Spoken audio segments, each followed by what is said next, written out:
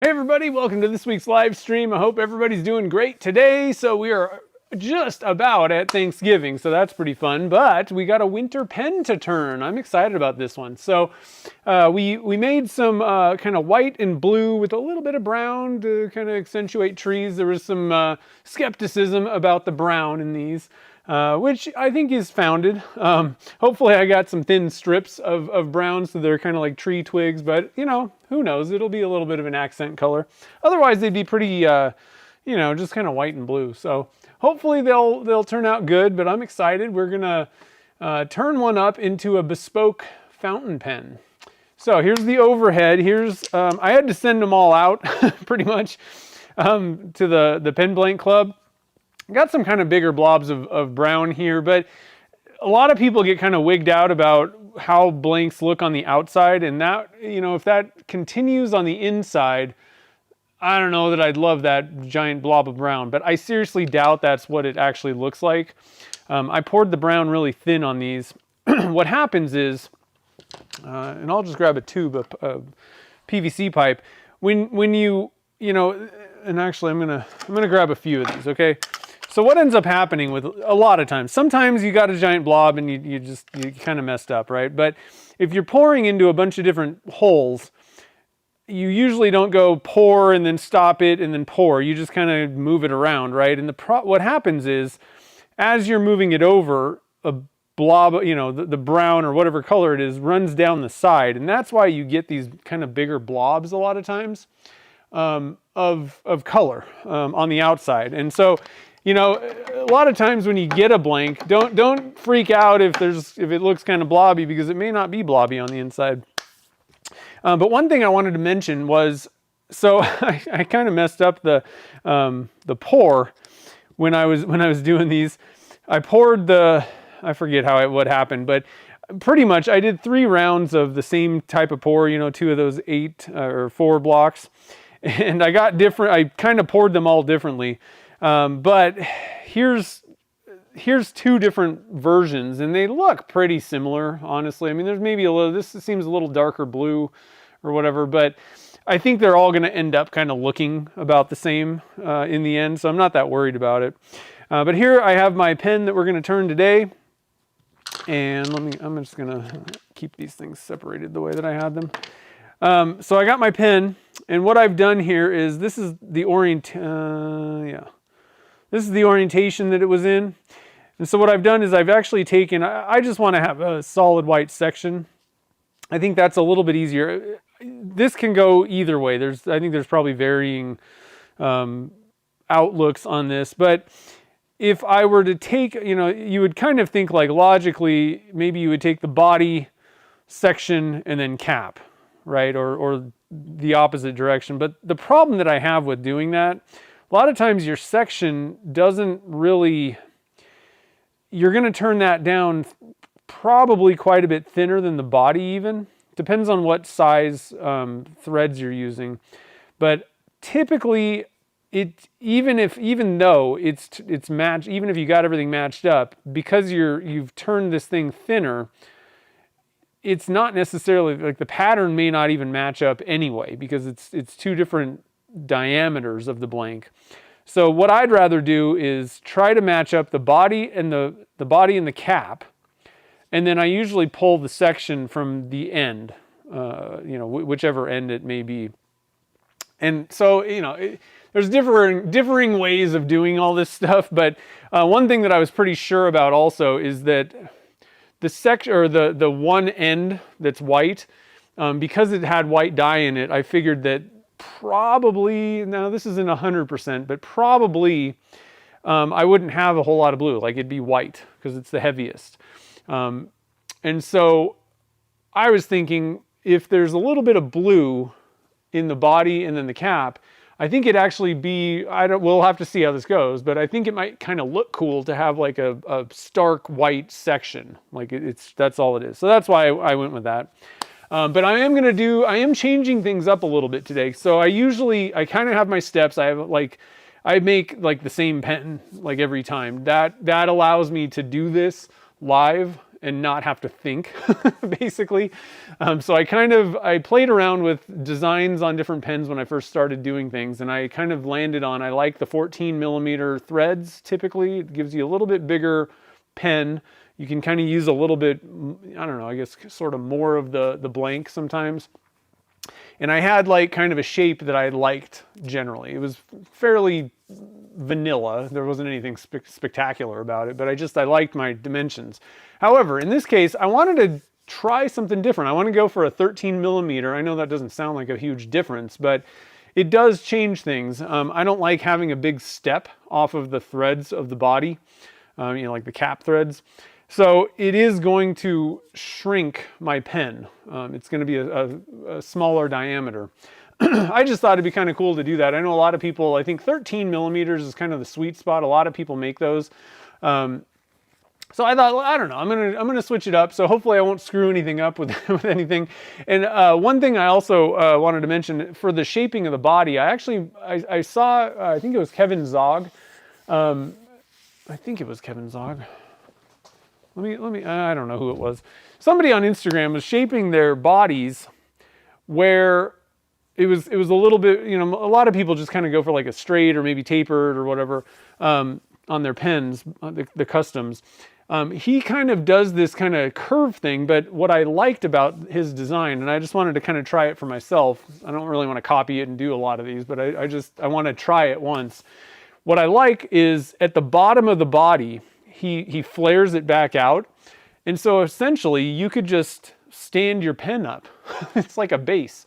So I thought that'd be kind of a fun thing to try out. Just do some different stuff. I'm going to tweak the diameter, and I'm going to, kind of play around and see what I can do with the shape of the body of it. The cap's going to be pretty much just standard, but anyway, so we're going to do a couple different things. And what I'm going to also try to do today, because I'm very interested in trying to see how these things look, I would really love to try and get through the cap and the body today completely, and get them done, because I really want to get going back on casting next week. So, and then just kind of maybe do the section on my own and then throw up a short of the final pen. And I can also show it off next week on the stream. So hopefully we can do that. We'll see. Sometimes I take my time with this stuff. I'm not very fast, but yeah, Bone Crusher prefers 14. Actually, that'd be kind of an interesting thing. Is there a way, let's see here. I want to see something. No, that's Q&A. Can't do, they don't have like a question of the day that you can post. I'm going to try and, I have a question of the day. So what is your favorite Christmas movie, holiday movie, whatever you want to call them? What is your favorite Christmas movie? So I'm going to type this in, and then I'm going to try and pin this. Hopefully it'll pin. Yeah, there we go. Pin that to the top. And that'll be the question of the day, because we just watched our first Christmas movie this year. This one's a little bit of a different one. So has anybody seen Violent Night? And I know this is not exactly like your typical Christmas movie, but I got to be honest, it was amazing. It totally beat my expectations. They totally cheesed up the whole thing, and it's like if Die Hard met what was the other one that we were thinking of? It's like Die Hard and Home Alone mashed together with like a little bit of kind of like something a little even more bloody, gory than Die Hard. But it was hilarious. We really like that one. So if you haven't seen that and you're into, this is not a family movie. I don't think I'd have the kids around. So leave the kids out. It's an adult Christmas movie, and it's not a, typical one. It's an action movie with, killing and stuff in it, but it was pretty funny. Like, it was a really good one. So yeah, we love Die Hard too. We have a lot of good ones that we like. There's a lot of really good Christmas movies. We're gonna watch Planes, Trains, and Automobiles too. I always like to try and find like new ones that I haven't, that maybe isn't even like just a Christmas movie, like Frosty Comes to Town, or whatever, Rudolph the Red-Nosed Reindeer one, or like Elf or something like that. That's like obviously a Christmas movie. Like some that are like Christmas time movies kind of things. Die Hard would definitely fall into that. So we're looking for new ones. So that's my question of the day. Let's see here. I'm actually going to put a poll up too because I'm kind of curious about the diameter.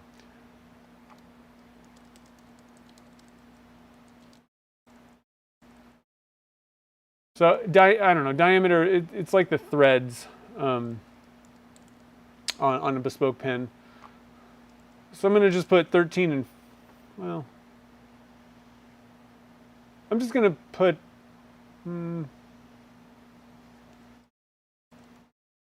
we'll put all of them, 12 through 15.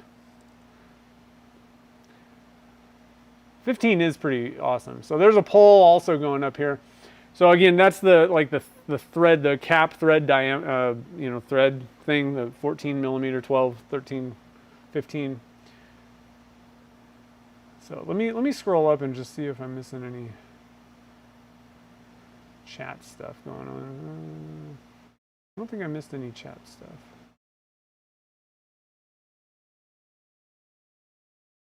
Ah, Harold got the blanks today. Nice. Can't wait to see what you do with them. Okay. Got distracted for a minute. Let's see here. Okay, so I think there was a couple Christmas movie answers. What is it? Okay, there it is. We got Die Hard, The Grinch. Grinch is a good one. There's not too many that I don't like. Elf is great. I'm not a huge fan of the Jim Carrey Grinch one. Oh, Nightmare Before Christmas. That's a good one too. The Family Man. Huh. Family Man. I'm not sure what that is. Mixed Nuts. I've never heard of that one either. I'll have to look into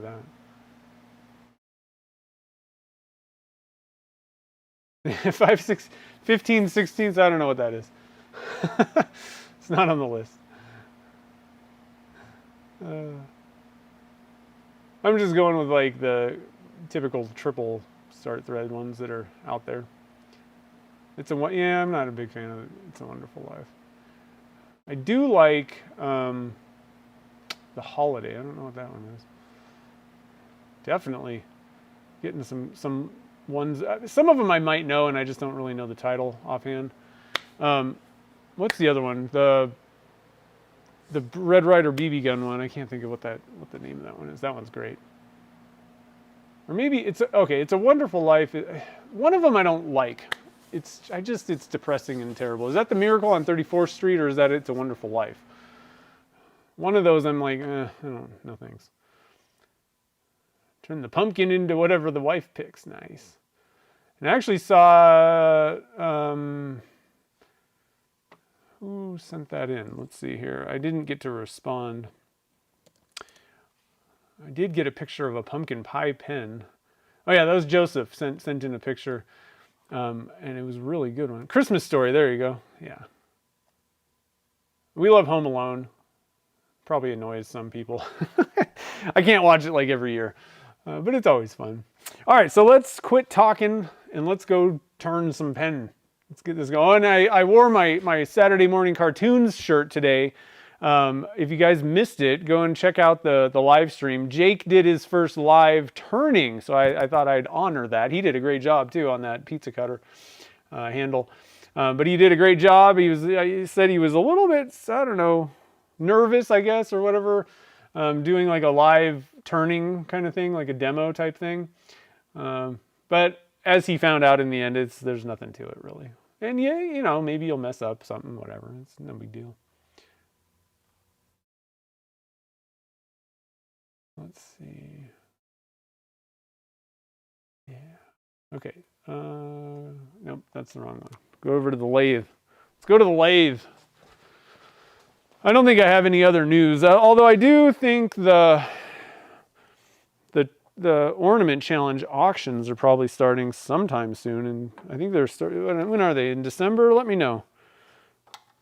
Turner's Warehouse lady, let me know when the auctions start, please. All right, so first thing I'm going to do here, we're going to start with the body. And I went through and I actually made new steps. They're pretty much the same. There's not a whole lot of difference, but there are some drill bit changes and things. So I did make myself some new little cards, which I think is a good idea. If you're doing different things, because you don't want to pull the wrong drill bit, that will end your that will end progress on your Bespoke pen if you drill out the wrong size hole. So not a bad idea to just have some good notes ready, and I'm just putting those things up. But the problem with this is, so I have a little magnetic thing, but I also need to have the magnetic thing for my phone. So, because I'm going to open up the YouTube app here, and we're going to go to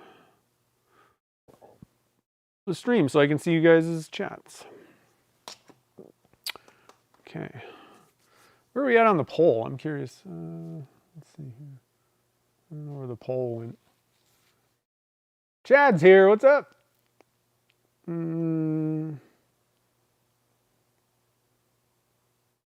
Yeah, definitely Cliff Notes and index cards. It wouldn't even matter if I was I need notes and things. Like there's too many things going on in my brain for me to just wing things. And there's too much time in between me doing these things. Like if I did this every day, I don't think I would need notes.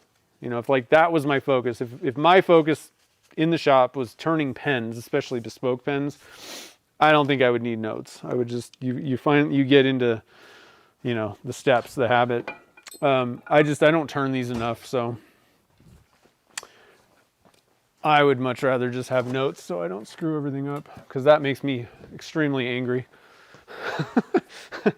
I don't have enough time as it is, and then if I screw things up, then that leads me to just be like, well, whatever, I'm not going to do it. So what I'm doing is just squaring up the face here, sort of. I don't know how square that was, but getting it kind of flat and ready to drill out. And then we're gonna, yeah, okay, I just wanted to make sure I was doing this right. I just jumped in, you know, just jumped right in. I guess I don't really need the dust collector, which is great. It's not a necessity. Okay, so first thing I'm going to do is we're going to drill a 6mm hole up for the tenon cutter. You don't have to do this. Chad doesn't use the little post thing. I like it. It's just an added, make sure it doesn't wander off track kind of thing. You know, does it really, you know, the big question is, does having that post in there, that little guide post on the tenon cutter, does it really make a difference? Because it's not like you're coming in and cutting a tenon this way, which, I mean, obviously there would be no way to really, I don't know, have like a center thing guide. You're coming in from the side, and so how much deflection is happening without having that guidepost? That, I don't know, you know. And I mean, it's not like it's like a perfect, there's a little bit of movement that you know, that you can have in there. So who knows, really? If it really matters or not, I don't know. I just do things that may be beneficial, you know. One thing I do want to do is, I just want to measure, put a mark on this drill bit. I think I have to go like all the way. I think that's what I do. That's why there's no mark. Yeah. All right, so I just got to go to about there to get to 3 inches. I love these drill bits, especially on a really small drill, like a 6mm drill. If I was using a normal drill, a normal, just a, you know, 6mm drill bit, I would have already had to like go in and out, back and forth, back and forth. But with these helix, whatever, spiral cut drill bits, what are they called? I don't know, whatever they're called. It really makes drilling deep, skinny holes a lot faster. Any hole, really. I mean, I also use it for, I finally picked up some of, what are these things called? Do I have a name for these things somewhere?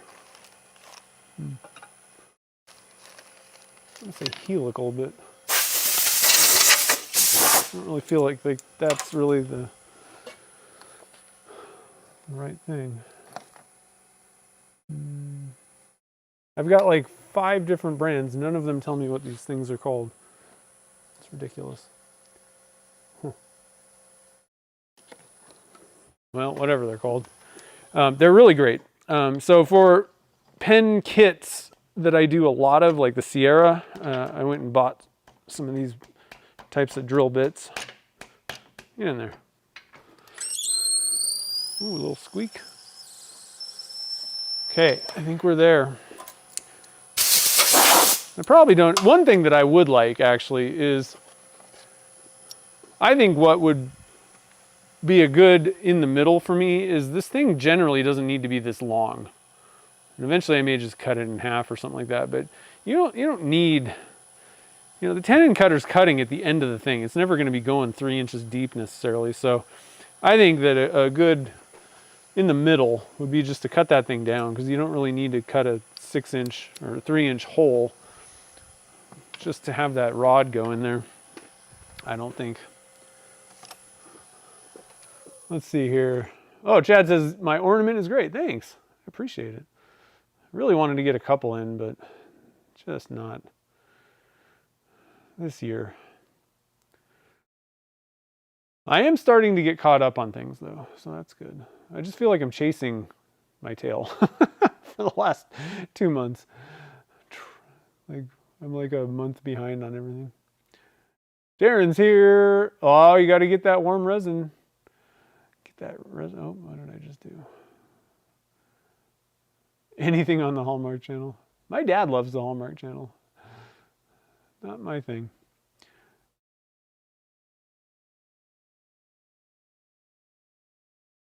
Let's see. Sorry. Wow, you guys chatted a lot. I missed some stuff here.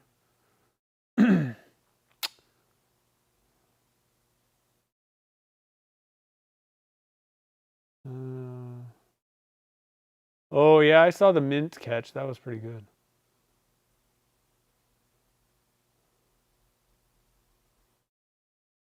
£15 lasagna. Well, I know where everybody's going tonight. Okay, so let's see here. 6mm, and then I got to do a tenon cutter, which is what I thought. Like I said, sometimes the biggest thing, like, I kind of know all the steps at this point. Like, that's not particularly the problem. What I kind of forget is like the little like chamfer, at this point, chamfer the thing or and if you kind of don't do some of those steps at the right time, that can be a little bit problematic, I guess, is what I would say. I don't know if can you guys see? Can you guys see the tenon cutter? I really wish I had like a, oh, that's kind of cool. I don't know. Really wish I had an overhead camera, but I also have a light, so no matter what happens, there's always something wrong. All right, so real quick, I want to mark. I usually use my calipers for this and just kind of cut a line, but I'm just going to write a little mark here. So we're going about 1/4 inch. I'm going to actually back this out.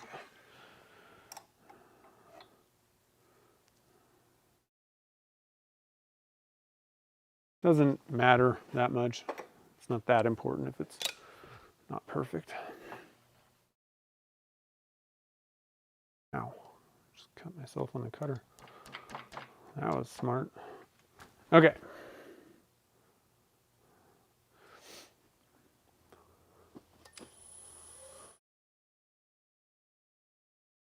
Can't really see the mark. Where's the mark?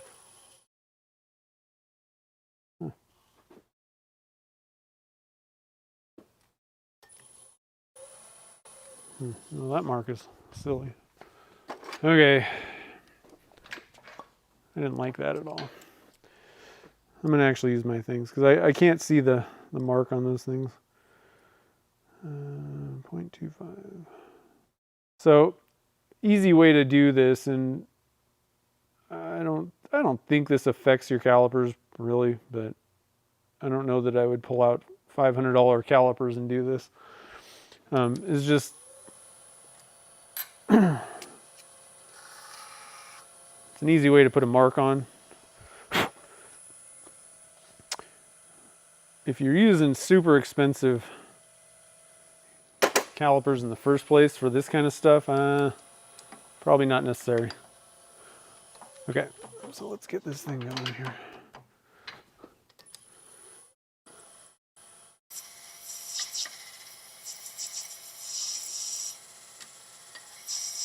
Oh, I'm an idiot. See, these things happen. Luckily, I didn't go too far. I don't have the right diameter. I need to put the 13 millimeter bushing in. That happens every once in a while. And I'm like, yeah, I don't think it's supposed to be a 10 millimeter. Thought I had everything ready. Nope. Didn't have everything ready. All right, so switch out our bushing. I love this tenon cutter. It's so easy to set everything up.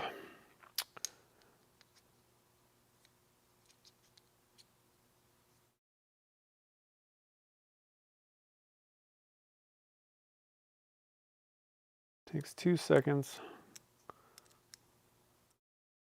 Okay, got our 13 millimeter ready. Okay.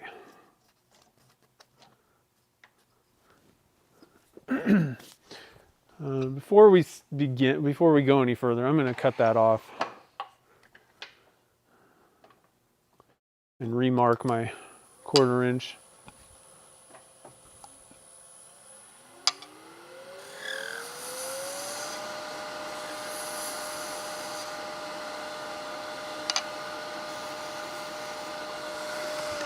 Okay, take two. This is why it's always important to have a little extra material on your blanks. Because if you can catch something and you're like, oh, I took off, an 1/8 inch too much or whatever, that's not a big deal. But if you have no more material left, that's a big deal.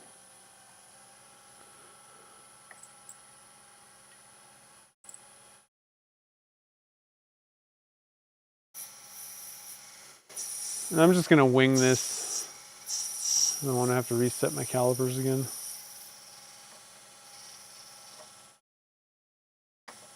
That's plenty, I think, for the threads. Okay, we got threads. Let's see here. I got the Saturday Morning Cartoons shirt on. I got the SMC. I have to go over to the other camera though. Intro. Huh? I wore it to honor your first live demo thing, turning thing. It was pretty cool. You did a great job. Let's see. Yeah, I'm a little distracted today too. I'm like, oh, let's make a pen or something.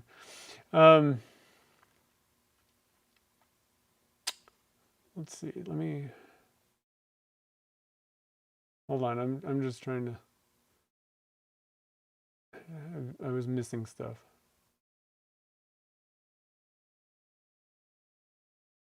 I don't know. Yeah. Okay. Just wanted to make sure I wasn't. Oh, that's the wrong camera. There we go.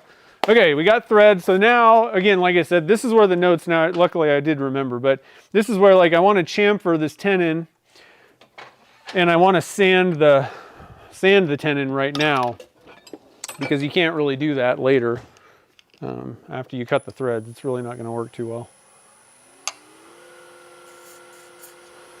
we do that, and that just makes the die, you know, be able to go on there a little easier. But the polishing is pretty important, I would say, you know.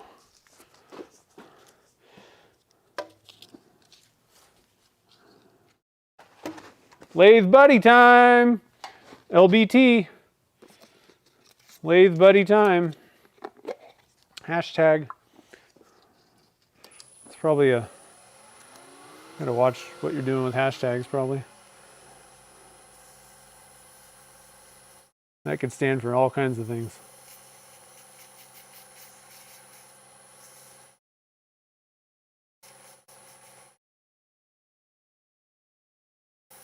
Doing a little 600 here. Luckily the tenon cutter does a good job, especially, you know, as long as you got a sharp cutter on there. So it does, the surface is already pretty nice. Like, frankly, I could probably just start sanding with this green thing. I don't really think it even needs a 600.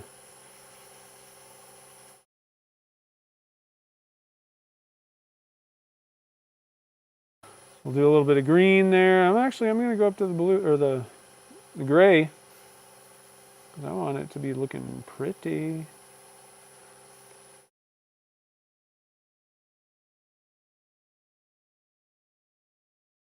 Okay, so just a quick sanding to get those thread peaks looking nice. And then we want to cut our threads. These things are so much fun. So who hasn't started doing bespoke pens yet, and why? I'm just curious.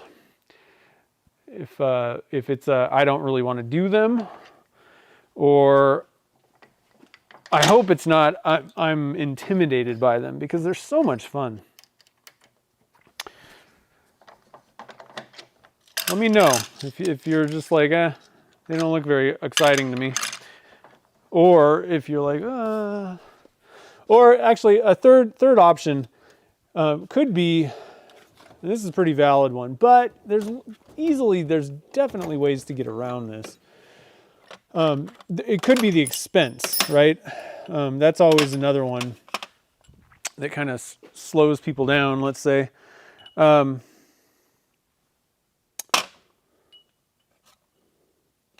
right, so I got to get all my goodies out here. That there, put that there for now. Yeah, let me know.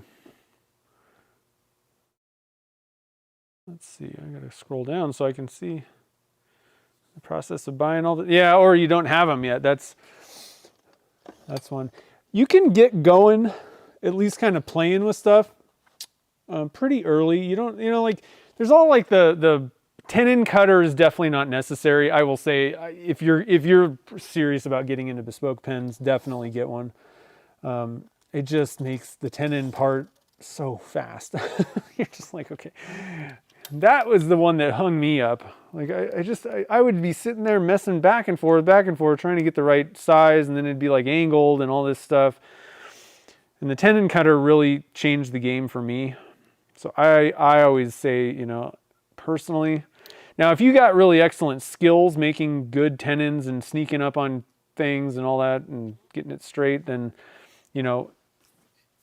your skills may just kind of obliterate mine, because I'm not that good at doing that kind of stuff.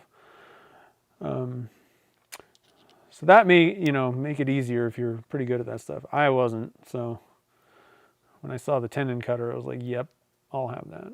That's why I like the idea of metal lathes. They're just, they operate that, everything's easier. It's square. I mean, as long as you got it set up right, it cuts perpendicular, it cuts, parallel, everything, all those cuts and things you can be so much more accurate with. So I like that idea, but I don't want to have to go all the way up to the front of my shop just to use that thing. So I don't do it that much. In fact, I haven't gotten on that thing for months at this point. Okay, so we got our 13 millimeter die. Let's get the lathe buddy out of the way, because I don't want WD-40 all over it. Probably wouldn't hurt it, but not necessary. Oh, I totally dropped my WD-40 sprayer. Puddle of WD-40 all over the place. Oh, I was so not happy about that. So I'm giving it just a little WD-40. It just, probably not even necessary, honestly, but I do like using it. It just makes the cut go real well.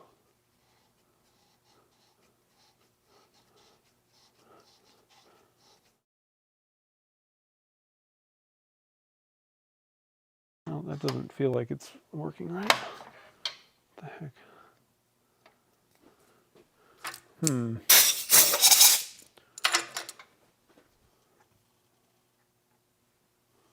What happened there? Oh, what the heck's going on?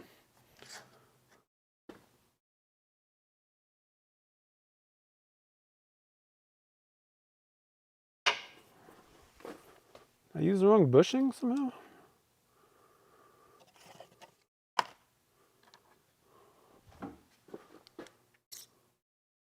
Huh. No.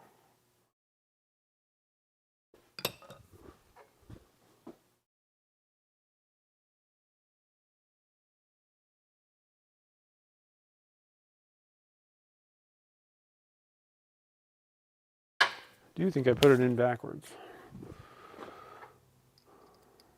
But it seems like the hole is bigger than the tenon. What the heck is going on here? This project may be over before we start.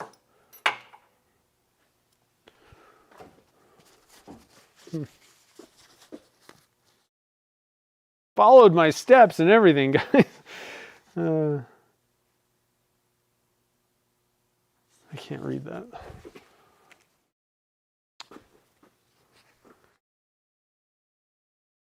Tapco 13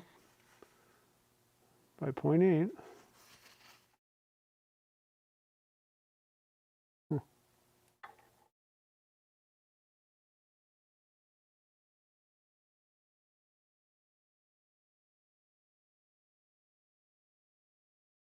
That thing just flat chewed up the tenon.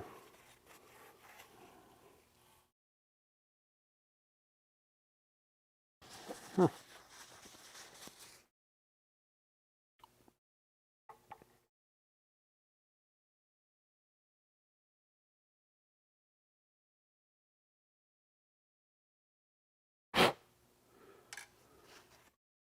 I'm a little baffled, guys.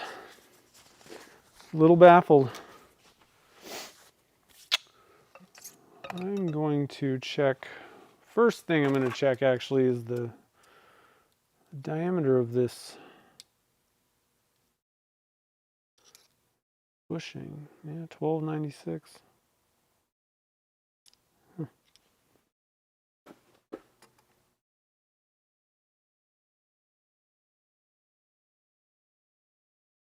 Just chewed it up.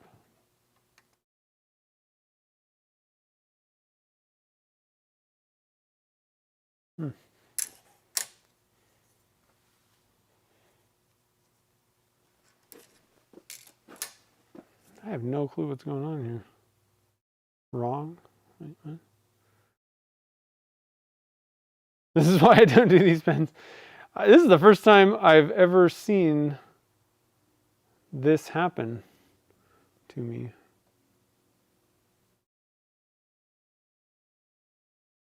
I don't know. Looks like we're making a 12 millimeter today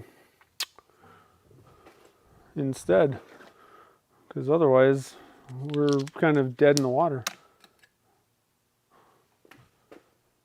That's the 10 by 1.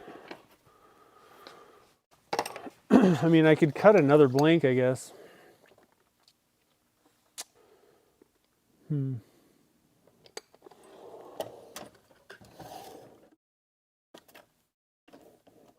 What's going on here? Yeah, I guess I'm just gonna go cut another blank real quick. I got extras.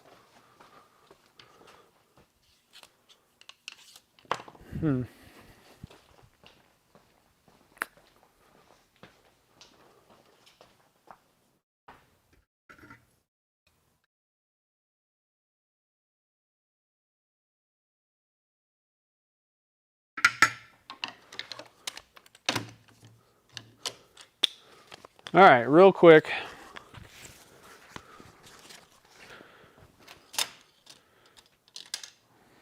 Cut this blank.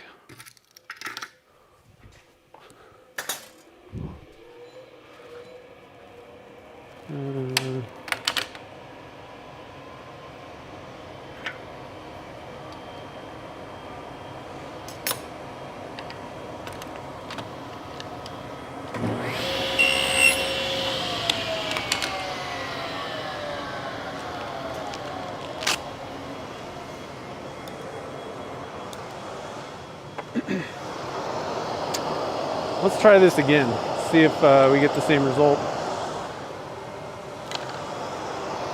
In fact, before I even do that, so I'm going to just use the end of this blank. We're going to do a little trial run here, because I'd rather not screw that up again. Oh shoot, did I? Oh, that's the cap, okay. We're good, we're good, we're good. Let's see what's going on. I might have this, I don't know. I might have to switch back to, this is why I don't change things up, guys, I told you. Much easier just to do the same things over and over. All right, so there.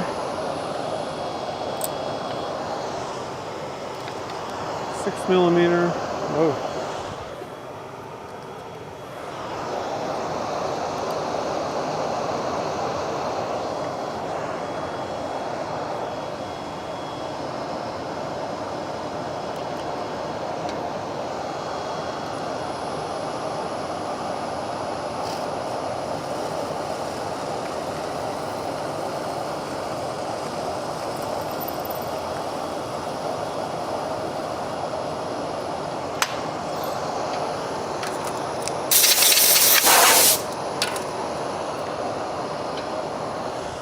This is kind of a test. Real quick, I want to, because if I don't want to screw up another one right away. Okay, so let me just think about what's going on here. I'm just gonna readjust this thing. I don't think it needs it, but here's the 10. Where'd my 13 go? 6mm thing. Shoot, where did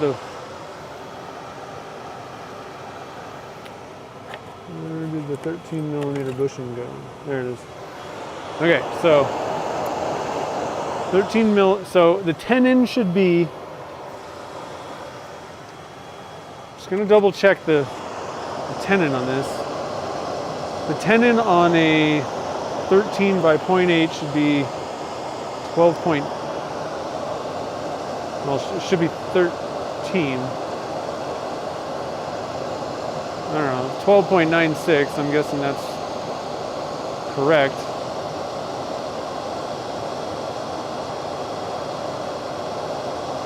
Chad knows all about live streaming mess up. Yeah, but he doesn't really mess up. Usually he's just like, something happens and then he fixes it. He does a good job. Okay, so let me just, I'm gonna redo this. I'm just gonna, just for the heck of it, I'm gonna put this thing back on here. I'm gonna readjust it. I don't think it needs it, but.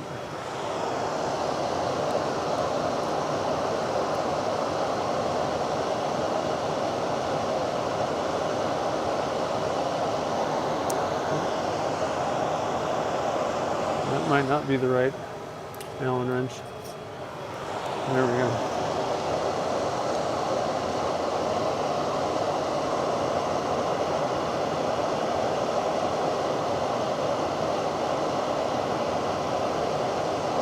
I'm not death gripping it. I don't see any light.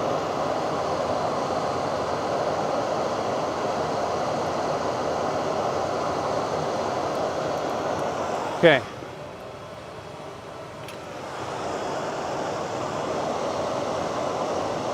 That's working fine.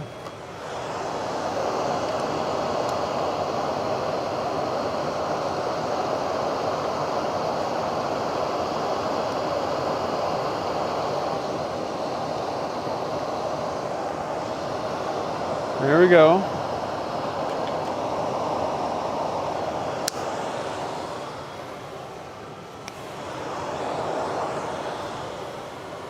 Gotta find my glasses here. Lock down the tailstock. We're gonna do another tenon.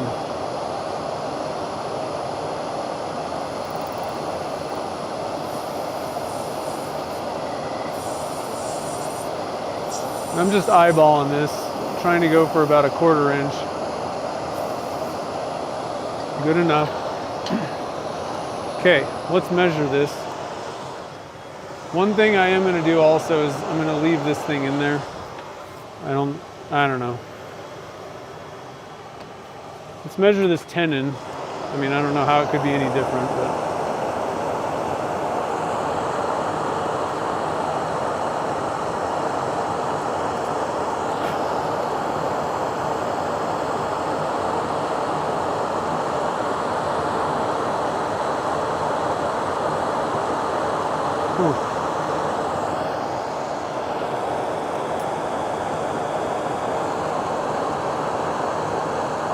It's coming in at like 12.7. Shouldn't it be 13?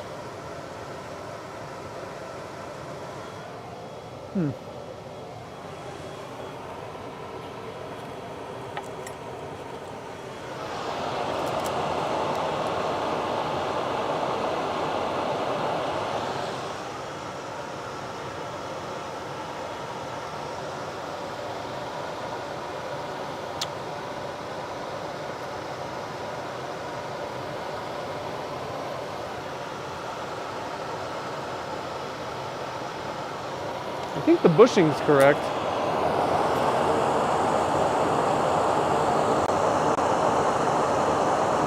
That's odd. Well, I've never measured a tenon after using the tenon cutter, so I don't know what they typically come out at.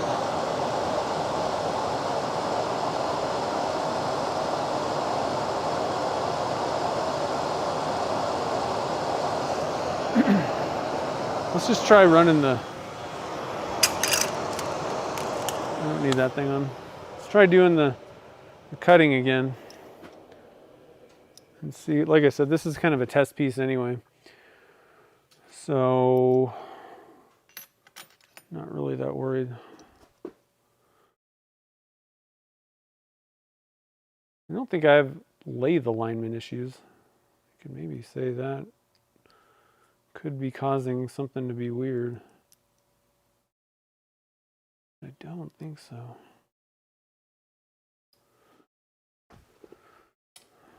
That's a simple test though. All right, so where did the...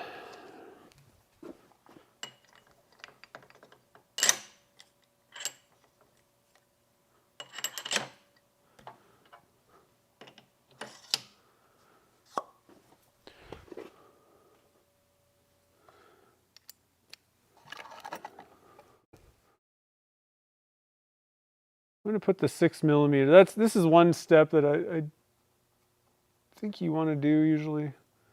I don't know. I'm going to put the drill bit back in just for the heck of it. What can happen is if there's nothing supporting that, this is a pretty wide tenon, so I don't think this is the problem, but I do need to chamfer this. And the material could kind of bend a little bit, basically.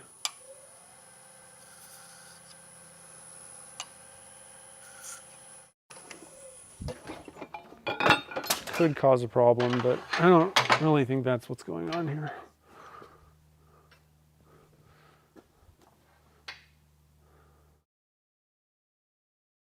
Let's see here.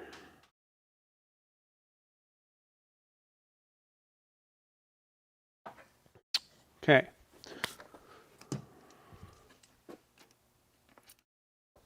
Give it a little bit of WD.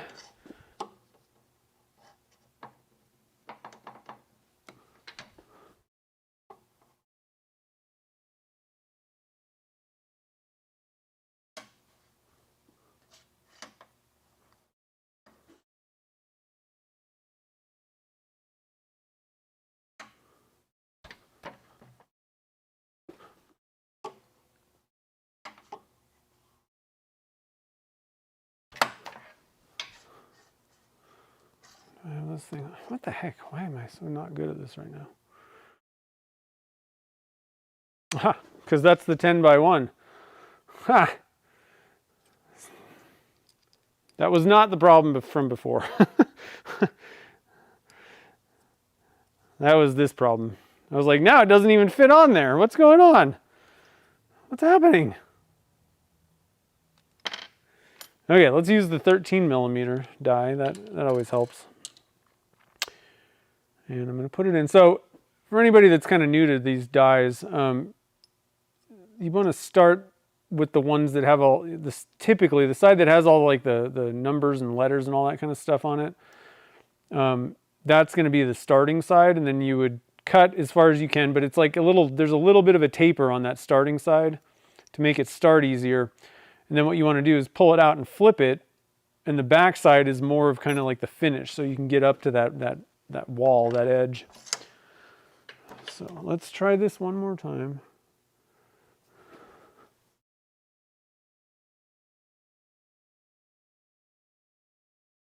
Do it a little bit more carefully, maybe.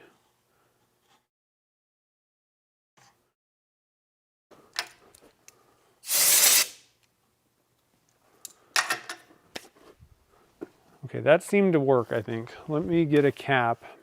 I must have a cap. Do I have a 13 millimeter cap, though?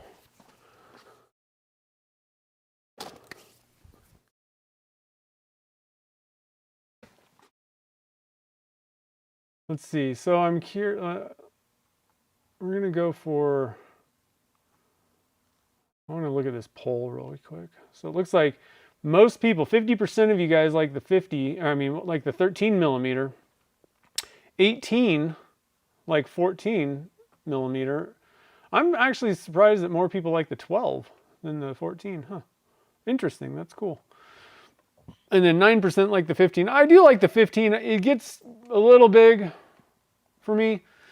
And one of the problems I have, so, and this goes to my, I sell pen blanks, right? One of the problems is if you're making a 15 millimeter, even a 14 sometimes can be a little bit big. If you're making 3/4 inch pen blanks, sometimes you're really not, we've already talked about the outsides of these blanks. When you're pouring into a tube, kind of the resin can just run down the outside. And it doesn't look as good as what's on, like when I say what's on the inside, right? You really need to take off probably a couple millimeters of material to start really getting into the blank. And so unless you're using a 13/16 or even a 7/8, some of these bespoke pens get so big that you really need to start with a 7/8. Otherwise it doesn't really, you're not going to get into the blank enough to make it look good. Do I have a 13 millimeter pen that I've made? Oh man, I don't know.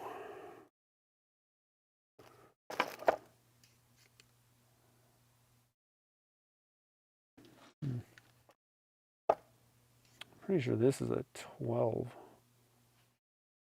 Let's see what this is. So we're kind of messing around today. There's a lot of messing around. Yeah, that's like a 12.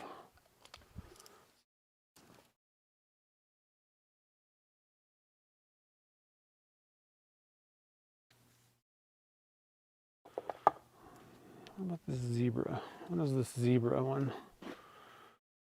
Could this be a 13? I don't think so. Looks like a 14. What I was going to try and do is find a pen. I may not have even made a 13 yet. I don't know. Get this thing out of there. Pretty sure that's too big. Yeah. Huh. I don't have a 13.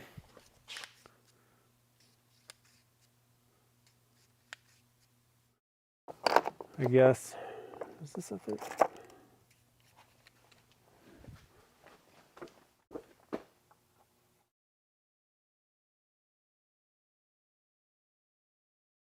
Ooh, that's a 13. Okay. Heinz pen saves the day. Got a 13 from Jim. Where's my... Okay, so again, what I'm going to do here is I'm going to flip this around. Let's see. Chocolate. Oh. I don't know. I'm not a huge chocolate person. I mean, I can definitely get down with some chocolate, but I don't really crave chocolate too much. I like ice cream. What are my sweets? I like ice cream and stuff. Pie. I try to stay away from sweets as much as possible. Well, okay, here's where I fall off the boat. Like coffee creamer. I add a little bit of coffee to my creamer. That's how I do coffee. We were at what is that store? Hobby Lobby one time. I really should have bought this thing, and it was like, I forget. It basically said that it was like something about like adding coffee to the creamer, and I was like, "Yep, that's me." Okay, so like I said, what that does, you flip it, and then it'll get down farther on those threads and cut. You know, if you've got a taper, then these first few threads are really not getting cut fully, as you know, like as deep or whatever. So it's always a good idea to flip it. I mean, in some cases, you could just start on the back end of a die. I typically find that, so I think it's going to work. They are kind of loose. I got to be honest. It's almost like that 13 is, that die is almost like too aggressive. I don't know. Maybe that's why I don't make 13s. The die's not right. All right. I think we're okay. And frankly, I think this is going to work. Is this long enough? Yeah. I think that'll be long enough. Let me measure this blank. So this would actually have been the same. Let's see, how long is this? Yeah, okay. I think we're good. So we're going to continue with this thing. I was going to use this end, but that's actually the same end as the cap. So technically this blank that I'm using, that I cut those threads on, is more going to match up with this other side of the blank that I was doing. So what else do we have to do here? We have to do, let's see, where are we at? Cut threads with the 13. Okay, so we're back to drilling. I got to be honest, guys. I got to run to the little boy's room. All this excitement has just gotten my bladder in a funk. So I'm going to put it on the splash screen for 1 second. It'll take me 2 seconds, and then I'm going to be back. This is like, I think, the first time I've ever had to take a bathroom break in the middle of a live stream, but I do. It's definitely necessary. So I'll be back, and I will turn off the microphone too. Trust me, I will.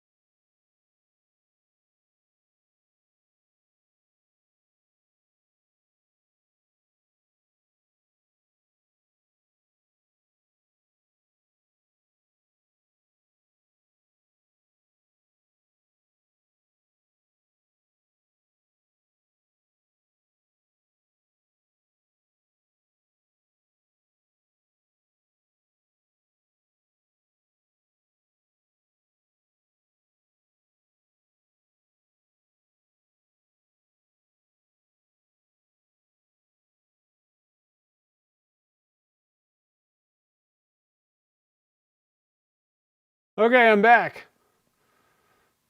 Let's go back to the lathe. Nice. Now that I said it out loud, stand by. Yeah, just chat amongst yourselves. Whew. That's what I get for drinking all that creamer this morning. Huh. It was pretty dire there. I gotta be honest. Okay. Let's continue. How about that? Let's try and get this pen made. How about God? What is happening? All right, so I'm just trying to keep all my little doodads and bits and baubles here. Let's get rid of this 13. I gotta be honest, guys. I really kind of think I don't like this 13 millimeter die. Maybe it's just like so new that it's like really aggressive or something. I don't know. Feels like feels different than my 14, I'll tell you that. I mean, I guess it is a millimeter smaller, but jeez. Okay. And what I'm doing, I'm just loading up this 10 millimeter. Actually, this is one where I don't mess around with. I just use the back end of the 10 by 1 for the what is it? 10 by, what goes in there? For the section threads. For some reason, this die cuts so well that I don't need to. I don't find that it's not necessary for it to get to start well. These triple start threads, I don't think that you're going to have a whole lot of success trying to just use the back end of the die. There's a lot of threads going on. There's a lot of cutting, and they are more finicky. So it's good to have that kind of ramp up the starter threads or whatever. But that 10 by 1, I just leave it on the back side. And it starts and cuts just fine. All right, so I need a T-bit. I just go for a T-bit. Let's see, pull all these bits out now. I can't even read them. What is this? Okay. Get the glasses out, old man. S, that's an S bit. Where's the T? I bet this is the T. Found my T. Okay. I just go for a T-bit. I find that and that's basically making room for the converter. A lot of people do steps and all these different things, and I just found that it's a letter, so the problem is you'd have to go, you can just buy single letters. You don't need to buy like an entire set of the alphabet drill bits. You can just find them, on Amazon or wherever. But I find that just drilling a 3-inch hole with the T-bit takes care of all the problems. You don't have to do all the stepping and all that, messing around. One shot, you're good. And so that's one little thing that I kind of changed. That you might 9 millimeters something that people use. The problem is for some of the converters, I don't think the 9 mil. So I think 9 millimeter works is what you would use for those threads. Yeah, for the 10 by 1, you use a 9 millimeter hole, right? The thing is, the converters don't fit in a 9 millimeter hole. That's the problem. And so what I did was I looked on my drill chart, and let me look here. I just want to confirm. Like I said, sometimes I figure things out, write down what I need to do, and I forget why I did it. I don't write like, oh, that's why. Yeah, so the T-bit is it's right above a 9 millimeter, so 0.3580. That's enough to get for the converters to fit, but a 9 millimeter isn't. And I can demonstrate this real quick by pulling a converter out for you. I just want to give you guys like why am I even doing this stuff? Like what's the point of this? And I believe that the converter is bigger than 9 millimeters or something. Maybe that's not right. But what would it be then? Why do I use a T? That's not right. Why don't I just use a 9? Anybody think of why, what the heck, why would I use a T-bit?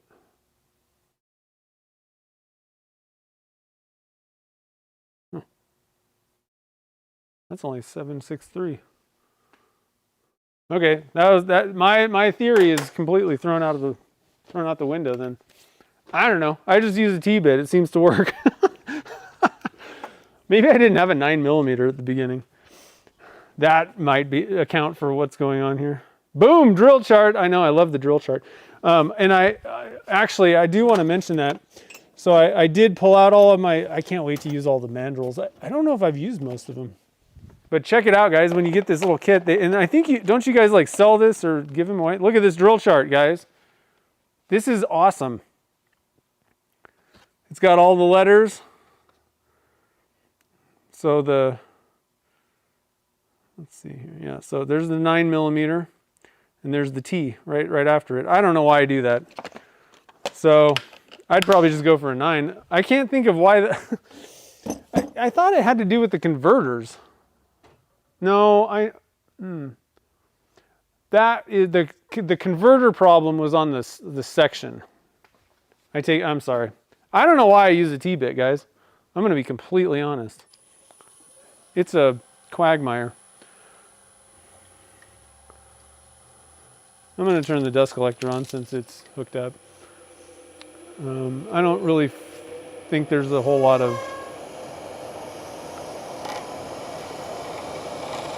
clear parts on this. I'm just going to go for it without the WD-40.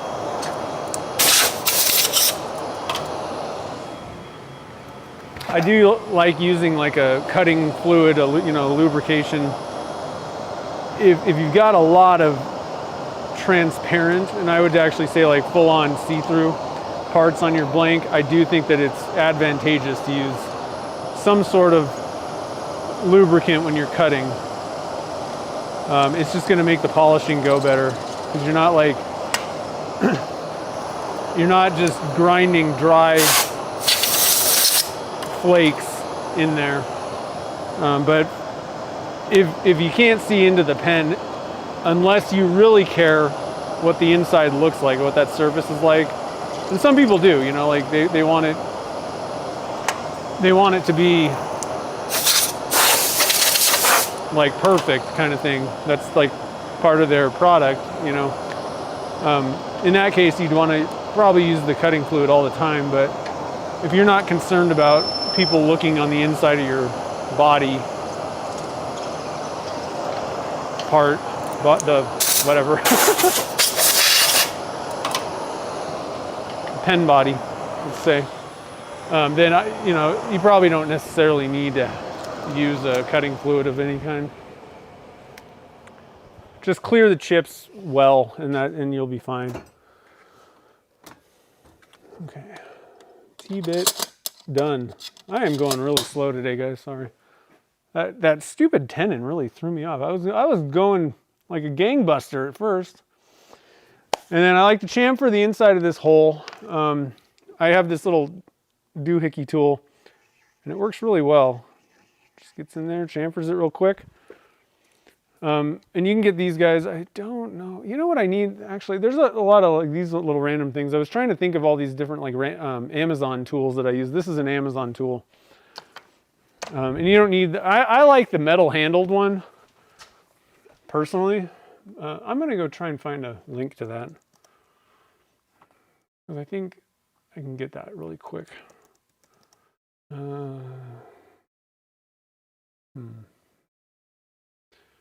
Maybe not. What else would that be called?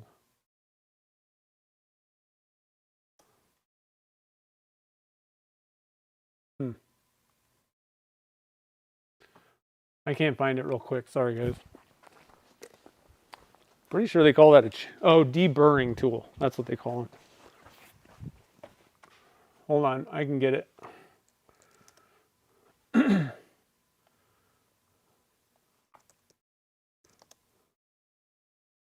There it is.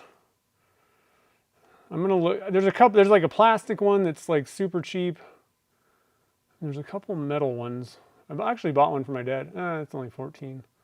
Oh hell! Don't buy the plastic one. It's $13. That's stupid. Oh, here's a red one. Oh, that's a different type though. Oh. So the problem is, I remember now. I liked the metal handle, but it didn't come with the same.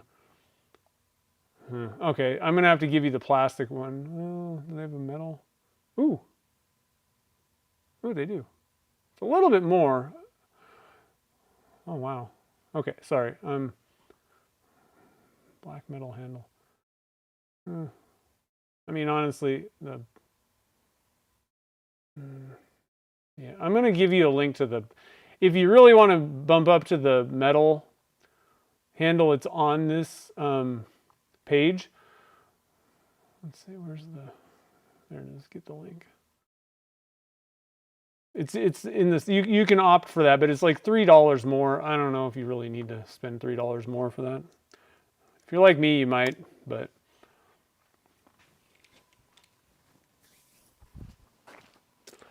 And they have different types of deburring tools. There's also like linear ones, which, where did I put that?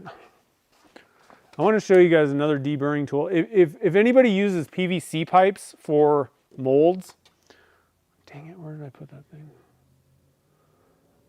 I would highly recommend buying the other type of, and you can probably just buy the insert things and use the same tool, which you can do vice versa. I actually bought the metal. Dang it, where did I put that stupid thing? The metal one had these other types of deburring things on it. But it's really these little deburring tools with the longer, it's not a cone looking thing, it's a longer one. Where the heck? Dang it.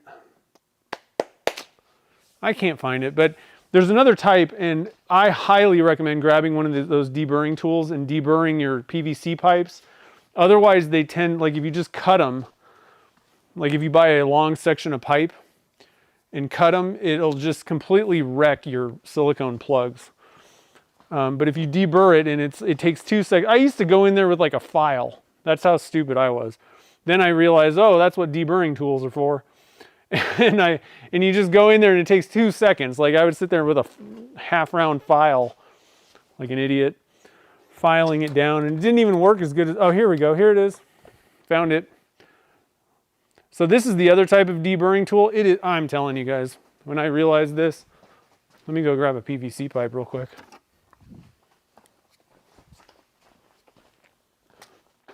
You literally, all you have to do is that. Done. And you won't wreck your silicone plugs. So nice. So, like I said, there's 2 different types. The one that I linked to is this type, and that's for like going in for a circle, you know. This is for like, and I don't know, I guess you could maybe use this. I always found that like on these, it would dig out too much. I find this one works better on these pens. I have more control to just, because you don't need to take a huge chunk out. But for these PVC pipes, obviously this isn't going to work. This works on any diameter too, I guess. That's the advantage. But anyway, just a couple thoughts on deburring. I'm telling you, it was like an epiphany when I realized that you could use the deburring tool on these PVC pipes. It saved me like half a lifetime. Okay, so I deburred that thing.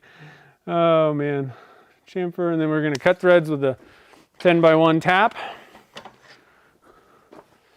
I always love the 10x1 tap. I never have problems with it. It just does its job, you know? I like tools like that.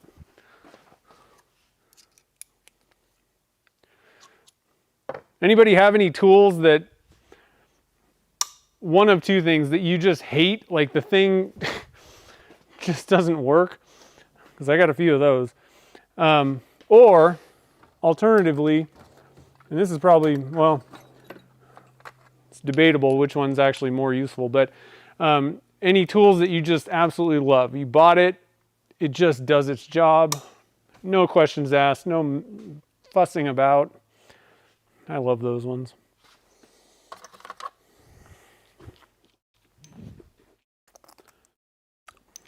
I got a few of those.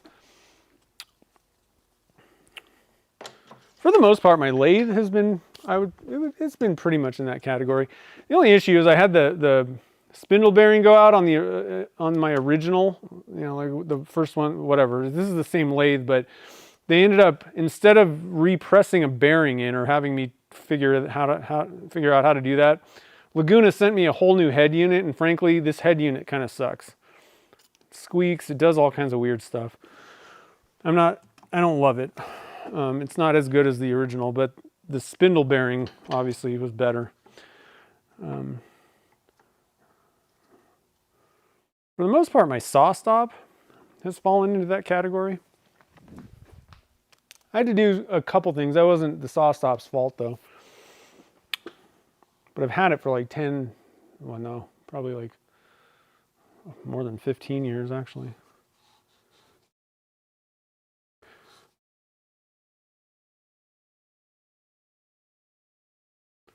Pretty much all my Festool gear, that stuff, it's ridiculously expensive, but man, it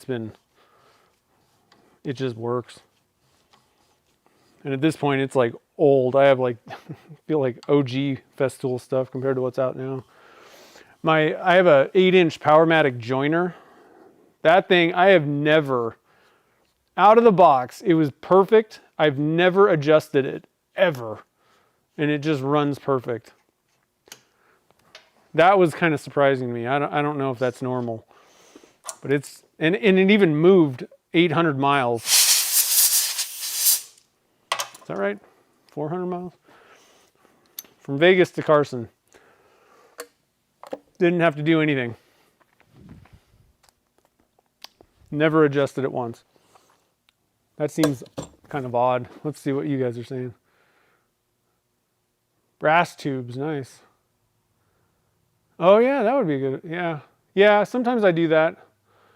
I actually, what I find, because that doesn't take care of the glue. If there's like glue blobs, I use this thing, which I really suck at sharpening. It's dull at this point. I have a tough time sharpening this thing, but I just take care of everything all at once. I do that deburring on the tube with this. There's one sharp edge, and then I also go into the tube and like core out any glue. I find that like the reamer things that are on, I used to use these, you know, like the mills to square them. Now I use the which I think is a way better method. If you have a disc sander, the Turner's Warehouse squaring jig thing, but you know, these are supposed to clean up the tubes, but they don't fit close enough, so they don't actually get some of the glue out of there.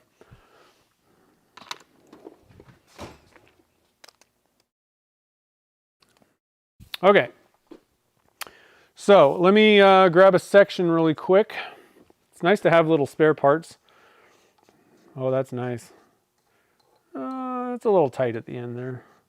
Let's go back in and let's give it one more. Let's give it another shot here.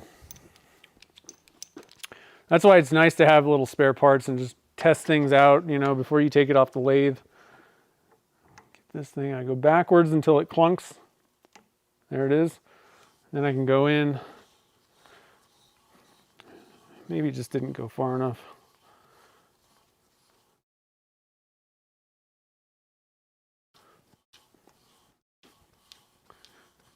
Again, there's probably a little bit of a taper to this thing.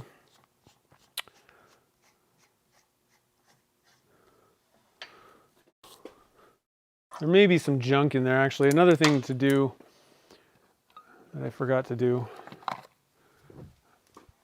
I got these little pipe cleaners, and I find that they can help kind of pull out any junk that may be in the threads. That can sometimes be your problem.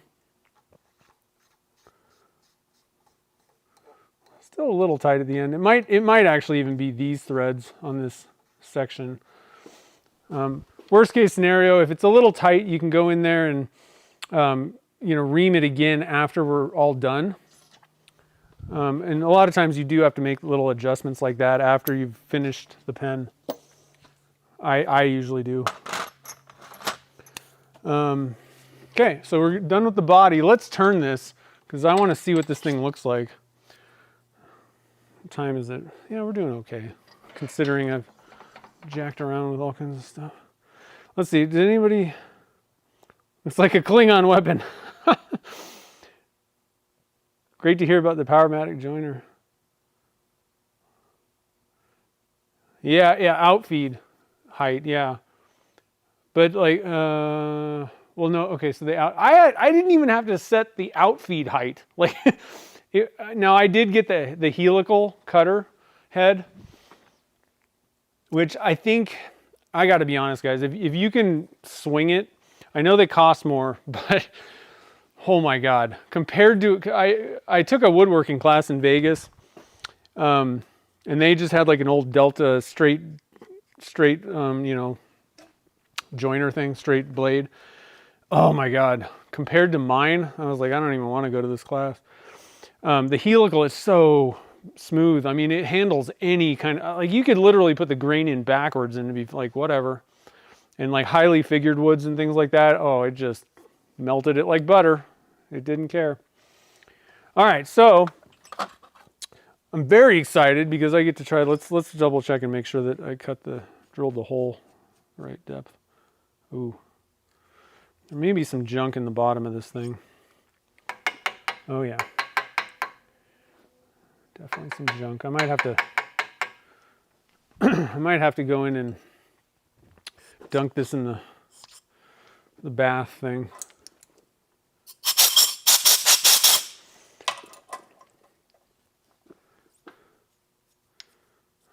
Let me measure this actually. So I'm also, a lot of my measurements are based on my old, no, that's right, okay. Let me try this one more time. I might not have gone deep enough on the drill, which would be unfortunate. Let's see what I did.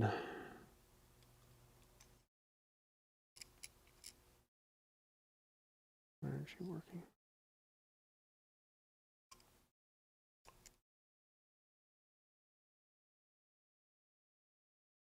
Huh. This 3. Maybe it's just those threads.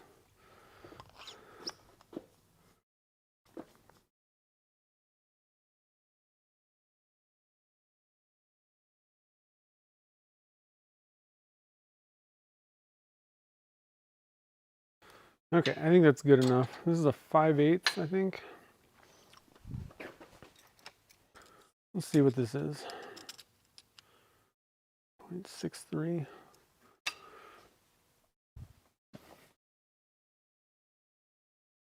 Yep. Okay. There it is. All right. So let me read some comments here. Did anybody have any other good tools here? Oh, you got the helical, nice. Just yeah. I couldn't believe it. Like, and like the outfeed usually, and I bought like this $300 straight edge to do all this stuff, and it didn't need any. It's never needed any adjustment. I'm like, okay.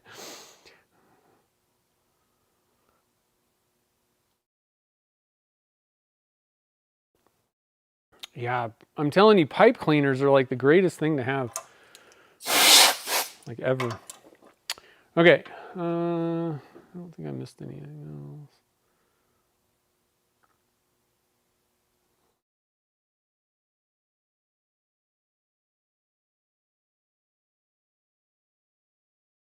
Okay, I don't think let me know if I missed anything. I'll say it again. I can pay a little bit more attention right now.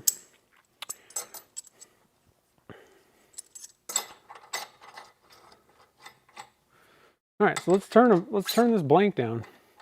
And the body, so again, this is another change that I want to try. I think it was Kevin Zog. Does Kevin Zog do Zodiac pens? I think it was Zodiac pens.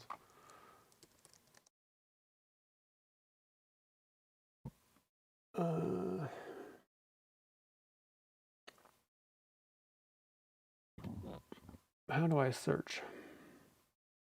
There it is.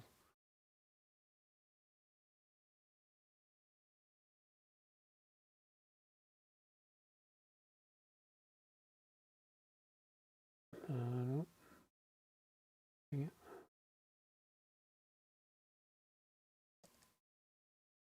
Is that what it's called? Zodiac Pen Company. Oh, maybe. Oh, Bart. Why did I think it was Kevin Zog? Anyway, yeah, Zodiac Pen Company. He's got some, so make sure to give him a follow on Instagram. He does some really awesome work. But he's got these, they almost look like fish or something. I don't know. A really cool looking pen shape. And I don't really, I don't know. I'm a little torn. Like I don't want to copy it or anything. I'm just curious about that shape with the base. I like that idea where you could just stand the pen up. And it's kind of cool. I don't know. So I just wanted to try it out. I'm not gonna make a bunch of pens like that probably, but certainly I'm not gonna sell pens like that since he's already doing it. But I don't really sell pens anyway, so not that worried about it. But pretty cool. Give him a follow. So I like to cut a hole in the bottom. I like to do. Oh, that's a little wobbly.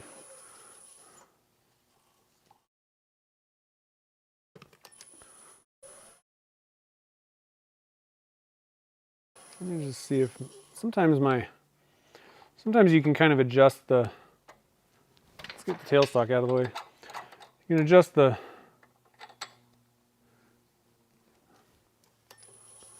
no, I think I just kind of cut the threads on a weird angle. I did take the blank out. Hopefully we'll have enough material left. This is another reason why if you're starting with a 3/4 and you got a really fat pen, if you got that thing out of round quite a bit, then you're gonna have to take off even more material to get it concentric or true or whatever. And you might be better off, and this is something that I'm considering. I might, I don't know. It's so easy to get the P-Town molds, but I mean, realistically, I don't want to use PVC pipes because I don't like having to use 3 gallons of stoner every time and dealing with all that stuff. And I actually kind of like them being separated a little bit more. So I don't want to use PVC pipes particularly, but I do like the 13/16 size. So I may end up going with that, making silicone molds that have a 13/16. The problem is you can't find 13/16 stock, and I don't want to have to turn rods and do all that stuff myself.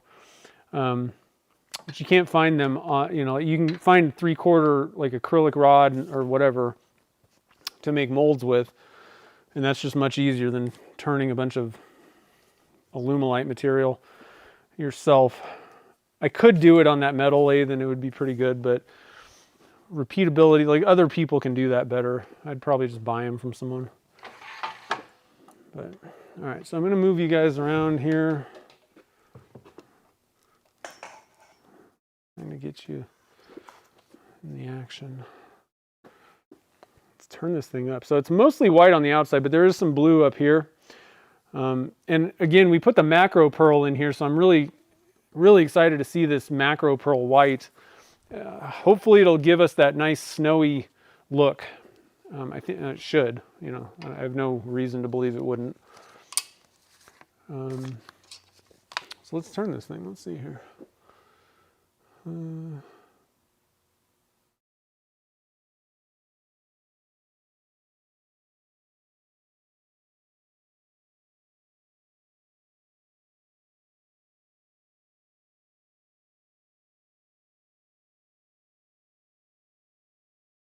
Okay.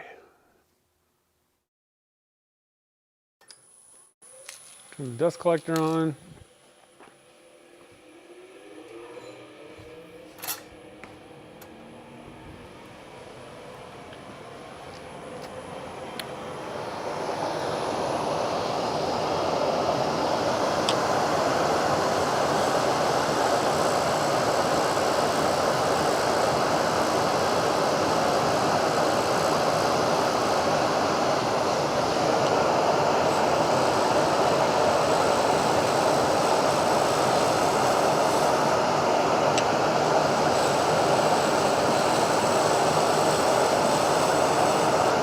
So luckily we're going for a 13 millimeter.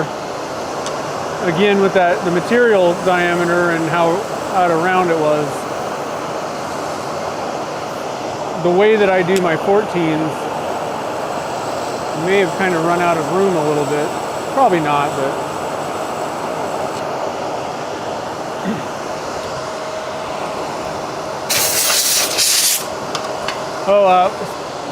While I'm talking about this diameter thing, if anybody does need, so if anybody's going to make a,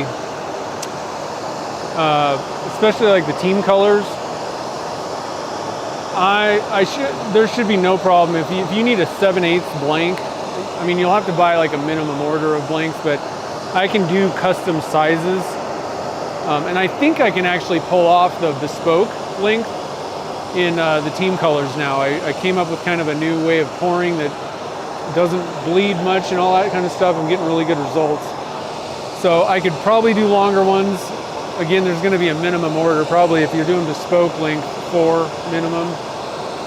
And then 4 or 6 on, if you needed like a 13/16 or 7/8, I can do that. Just contact shoot me an email, and I'll set up a custom order.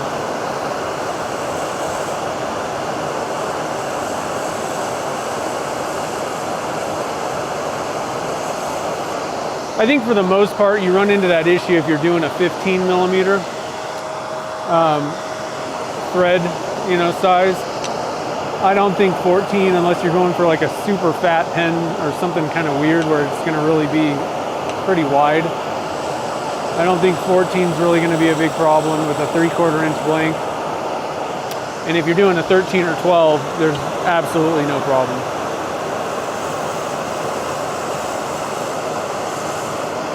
That would probably be like, because all of mine are 14s that I've made. That's the widest diameter, or biggest pens that I've made.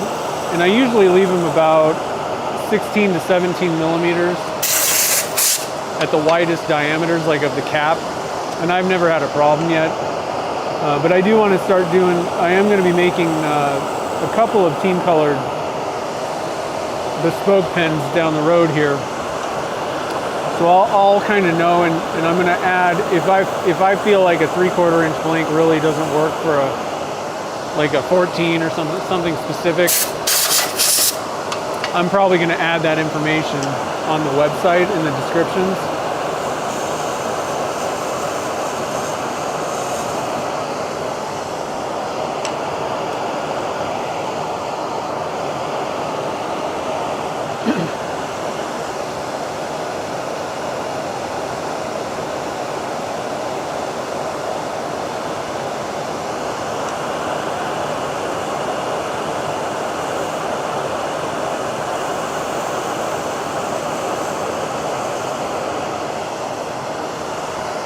All right, so I actually did a kind of a quick drawing,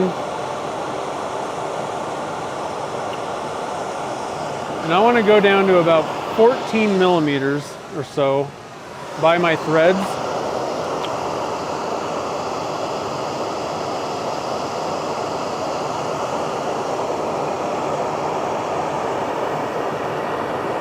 So I'm at about 15. Could maybe even do like a 14.5 or so. I think that would be fine. I'm pretty close to 14.5. So I'm just going to take that down a little bit further, and then what I'm going to do is I'm just gonna ever so slightly kind of bring this in with a little bit of a cove and then bring it back out to about, well, I might have gone too far at this point.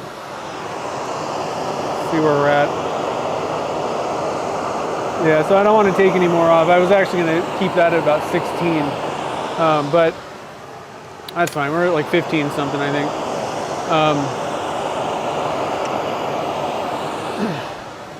The other thing is that I want this to be 3.5, I believe. 3.5 inches long or so.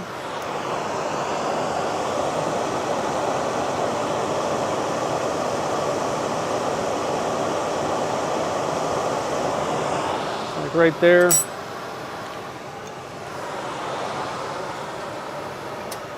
And I'm gonna mark that right now.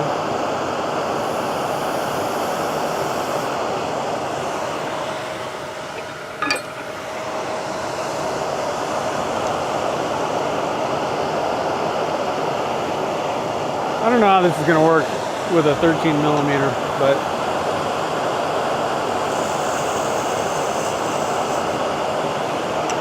we'll see. Oh.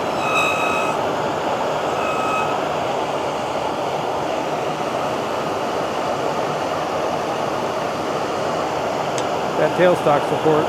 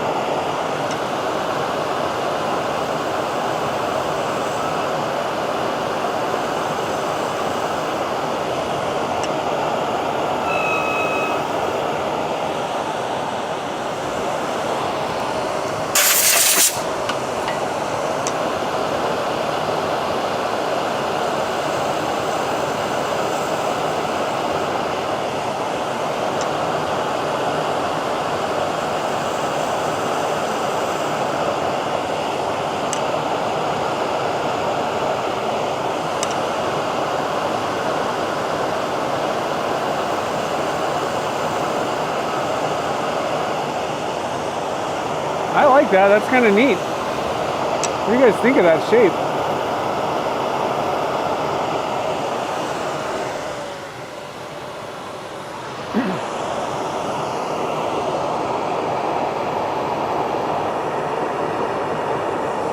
I can come down just a little bit more on that end.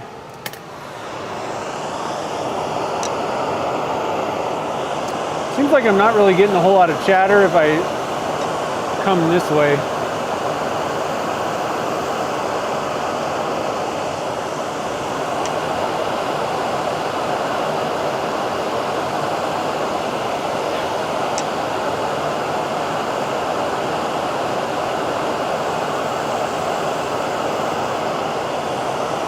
Not as good that way, of course.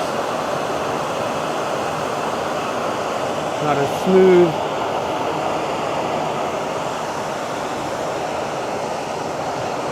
Hey, welcome, Mark. How's it going tonight?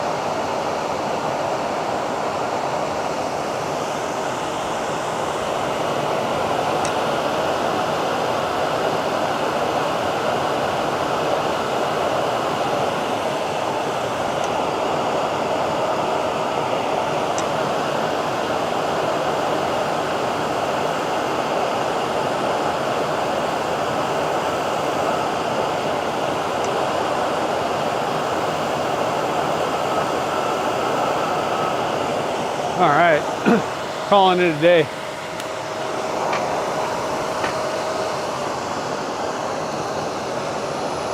Guess what time it is, guys? Guess what time? I'm gonna let you guys put it in the comments. What time is it? Everybody's favorite time.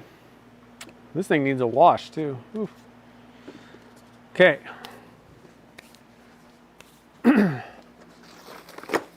I'm digging the shape of this thing. Winter pen may be my pen. I was thinking about doing a gift.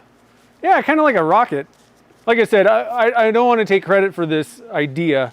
I got it from Bart over at Zodiac Pen Company. Saw that and I was like, wow, that's really neat looking. So I don't, I don't know. I don't want to copy and do all that kind of stuff, but I really liked that kind of, and he does like bigger ones and stuff, but it's kind of that, I don't know, it kind of looks like a fish or something, a rocket. Kind of neat. I don't know. I just thought it'd be something fun to try. Check it out, see how I like it. We're just doing all kinds of new things today, guys. 13 millimeter cap. Jeez. What is even going on? Who would have thunk it? Rocket fish design. So I'm standing here with 600 to start. That'll get all the tool marks and all that kind of stuff out. The 600, this wet dry stuff, it's more aggressive. Supposedly, this stuff is, I don't know, I think they say that it's 600 grit, but, and it may be, I guess, but like the actual scratch pattern, but it's definitely not as aggressive. Like it's not going to remove as much material with the Zona paper. It's more for polishing. And so even if it is the same, you can have the same grit, but different types of sandpapers operate differently. Like you'll get different results.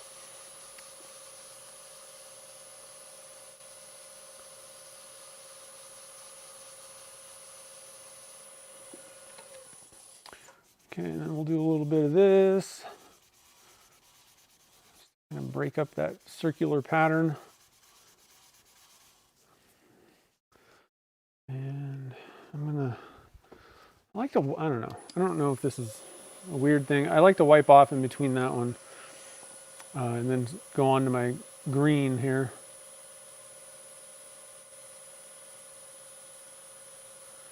Yeah, it's lathe buddy time.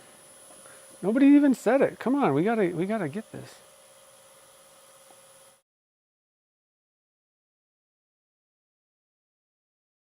Lathe buddies. Oh, there it is. Jim did it. Nice. Sorry, I didn't see that. Time to sing a Christmas song. Jim was on top of it. Lathe buddy time. I love how everybody is excited about the lathe buddies. They're so cool. Everybody makes a big deal. I saw Jake do it today. Chad usually does it. I like that idea. Lathe pal. Lathe chief.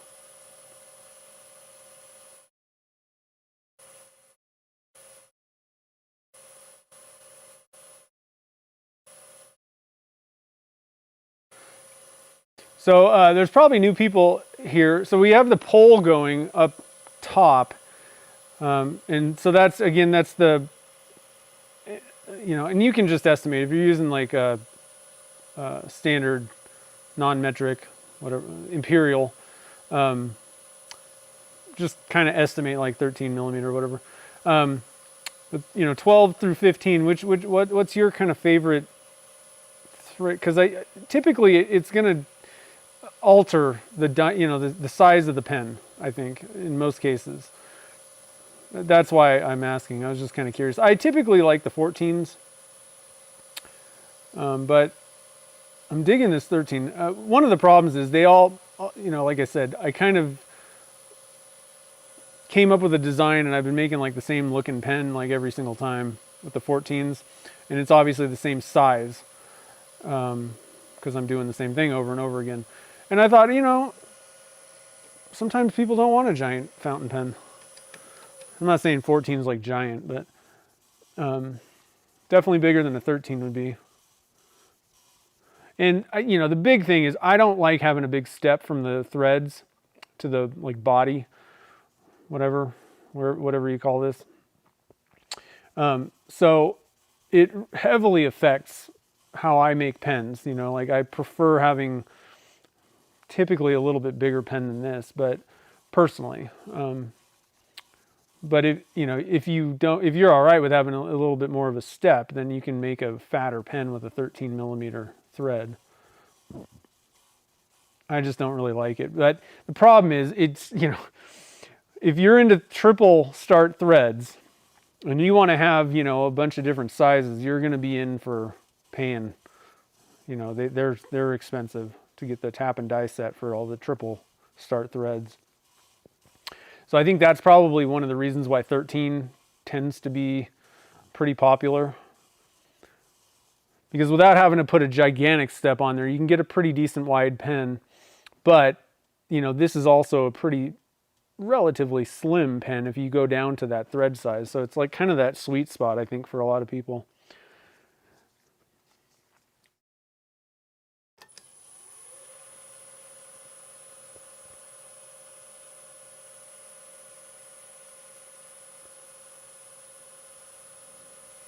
I should have cut the thing off. Didn't think about it. Then I could have finished this thing all up. That's all right. We'll cut it off. We'll do a little extra sanding at the end. And part of the reason why I liked this design was I was just looking at that kind of flared out bottom.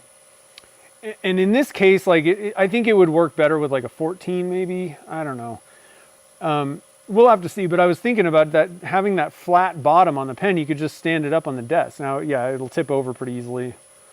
Is it the greatest thing? I don't know, but kind of cool. I don't know. I thought I'd try this out, see how I feel about it.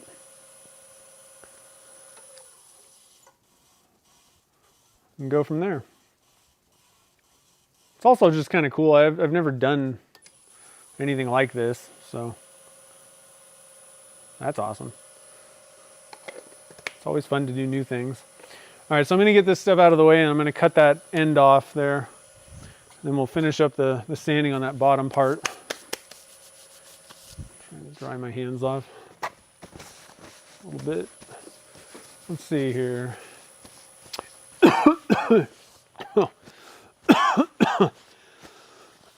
Helps to not swallow while you're breathing. I'm okay. The other question I was mentioning the poll.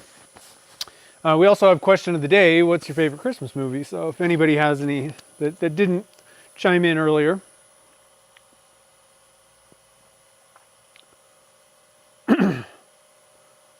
Not only fishtails the pen body, but does the cap like a concave. Yeah. Yeah. Excuse me. Really interesting design. I'd never seen anything like that before. In general, really. Just gonna get some of this junk out of the threads there. And like I said, it made me stop and kind of notice. You know, kind of a cool design. The big thing that caught my eye though was that base, and I'm thinking, oh, you could just, you know, stand the pen up. That's kind of a neat thing. You don't have to buy like a pen stand. Not that I have them or anything, but a lot of people do that kind of thing.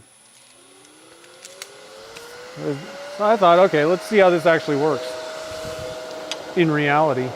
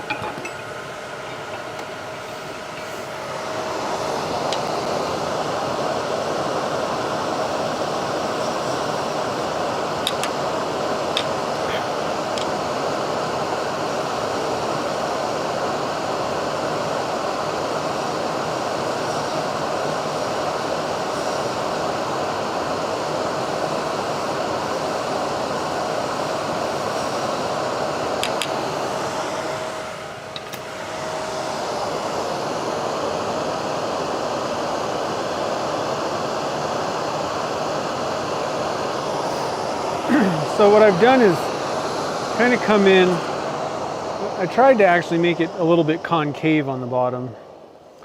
Right, you know, you don't want it to be rounded. I might have to do a little bit more work on that. Easy way to check for like the flatness is just grab yourself a ruler or something flat and kind of see how that sits. Looks like I think I'm gonna have to kind of come back out just a little bit to get that dead flat on the end.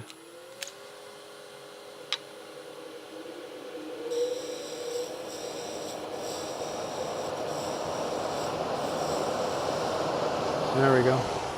And of course we can just sand it up.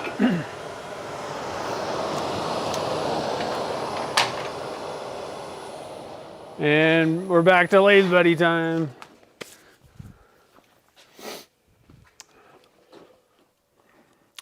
Dang it, my thing keeps not keeping up here. Okay. Tim's out of here. Have a good one. Pirate night. Oh man, that sounds like fun.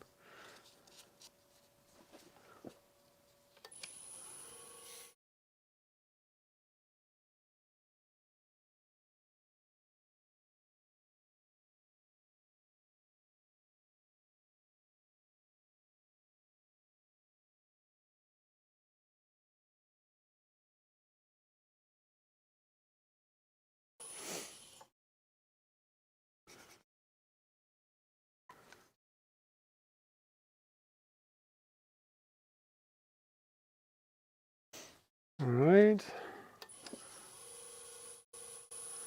We'll go to the green. Speed that up a little bit.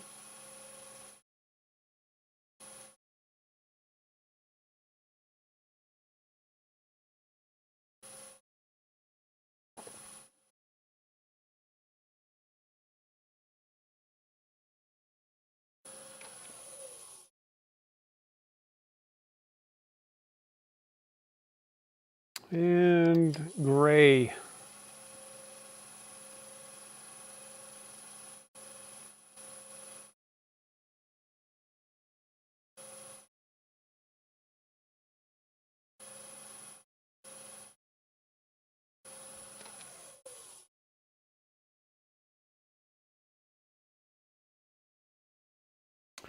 Okay.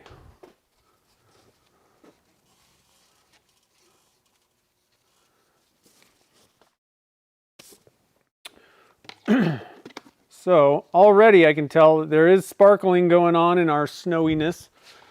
So that's great. I love that. Let's put a little bit of magic juice on this sucker.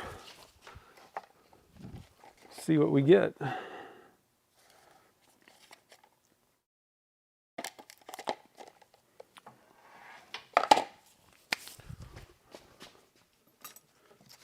All right, let's get our tools out of the way.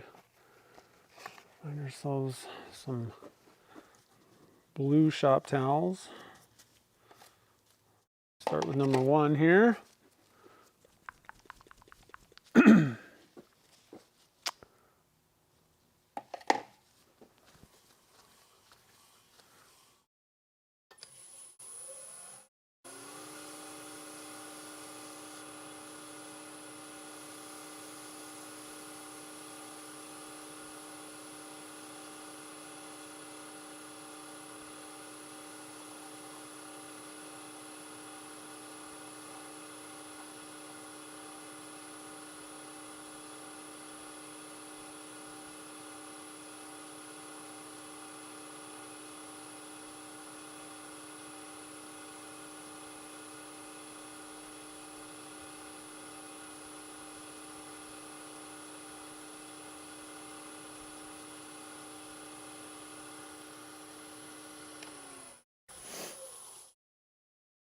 Oh yeah. Getting that sparkly snow going already. Can you guys see that? Let's see. Let's turn down the light a little bit. Maybe that'll help. Get this thing out of the way. Oh, whoopsies.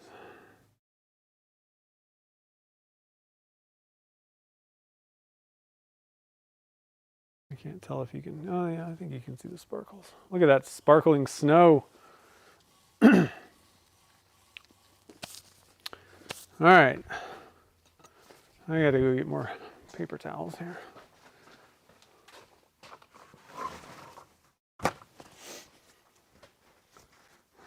Oh, Tim's on a cruise? Pirate night on the cruise. Oh man, that's fun.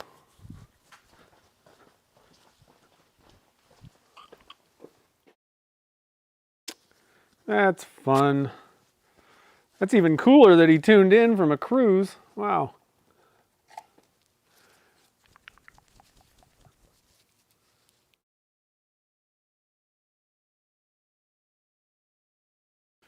So is it Canadian Thanksgiving? Because I'm pretty sure Canada has a different Thanksgiving than us. Is that going on right now?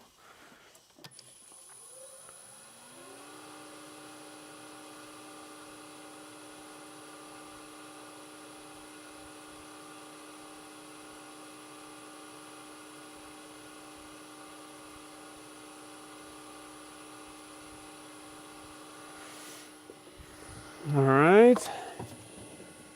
Number 2 went pretty quick.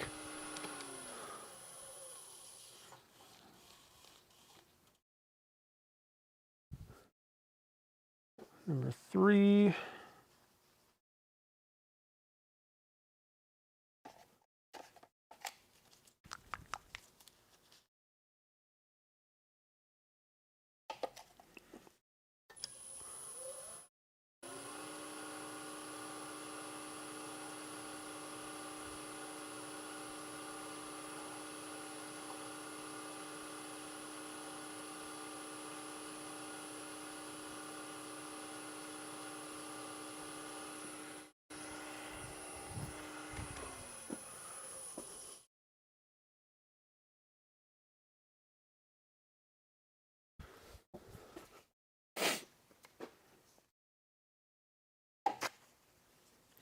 I will say, when you got to start and stop the lathe often like this is where the Nova DVR motors really come in handy.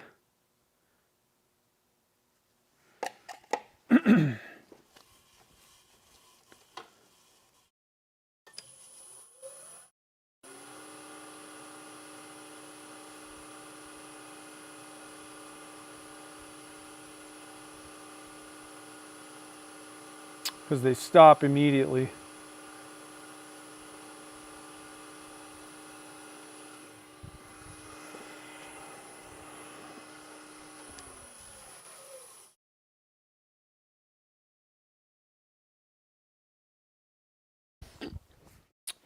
Okay, number 5. I'm just going to continue on with these blue towels here. I don't want to have to cut, I'd have to cut up those microfiber things. I don't want to mess with it today.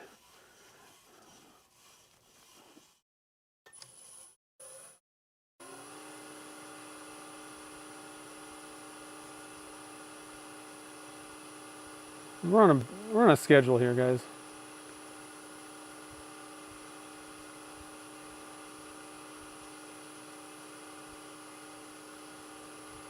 Still want to, it's already 2. I think I can get the cap done pretty quick. Cap's the fastest. The section usually takes me the longest unless I got a body that I can't get the threads on right.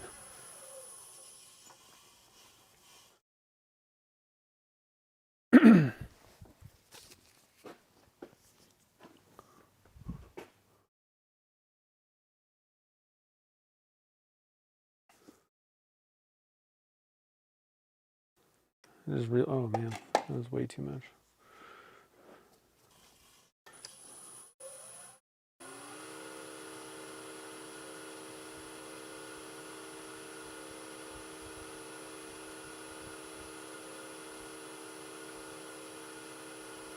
Just realized I had a microfiber sitting there already cut. So we'll do that for the number 6.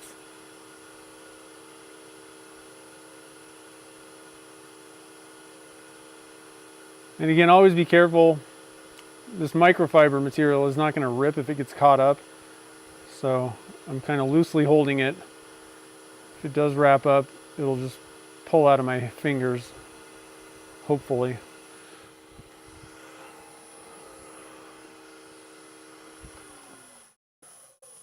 And I never use this giant rag with the lathe running.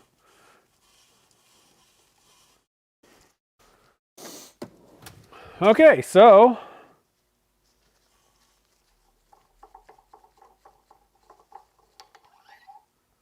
I'm pretty much digging that.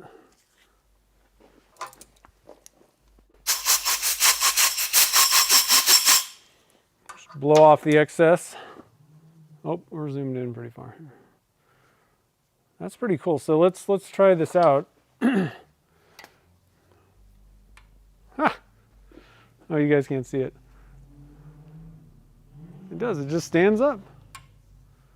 A little wobbly.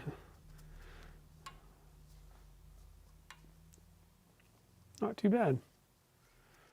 Getting junk all over it, putting it on the lathe. I don't know. What do you guys think about that shaping? That's kind of, it's subtle. I mean, like I said, with a bigger pen body, if I went with a 14, I could get a little bit more out of this, but subtle shape. And I think it's still, you know, I don't think it affects the usability in any way. Again, this is pretty subtle. Like with a fairly thin pen, you're not really going to get a whole lot of shape. Bart does a lot. His are bigger, and so he's got a little bit more of that kind of shaping going on with his, but not too bad. I'm pretty excited. All right, so cap material. I always draw on these things because I'm very good at drilling on the wrong side of it. In this case, I don't know how much it matters because we're not even using the same blank material because I had to switch gears there. But always like to put as many notes as I can so that I don't screw things up, because I tend to screw things up pretty quickly if I'm unchecked. We got our 3/4 collet. So let's try and plow through this cap and see what we can do here. So drill on that side. Boom. Get the magic juice out of the way. Let's see here. Go back to my steps. Like I said, I like to write down all the steps. Otherwise, things get way out of control. And I can't even blame the tools at that point. It's just my own fault.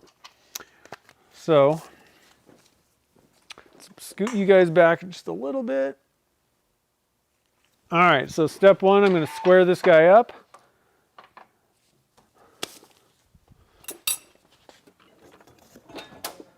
With my rougher.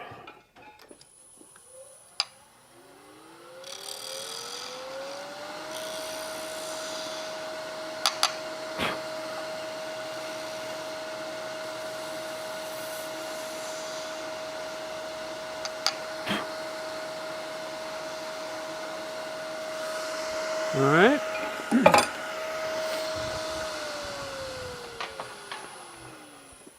You give it a center drilling.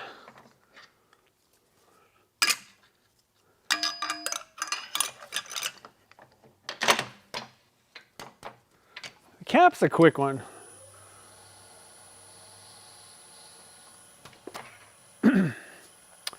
Cap's always a quick one. So we got that. First we're going to drill with a 25/64. That's going to accept the nib itself. And then I'm going to come in with a 31/64, I believe. Yeah. So I laid out all my drill bits here. So we got 25. I'm just going to double check though because I don't trust myself. All right, 25/64. We're going to go all the way in with that one. Let's see, 2. Yeah, 2 point. I have a mark on this thing. I'm going to go in about 2.2 inches.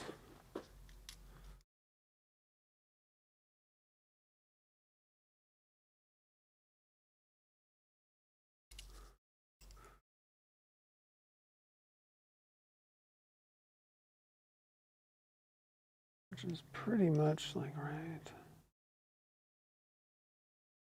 in front of that little mark. Okay.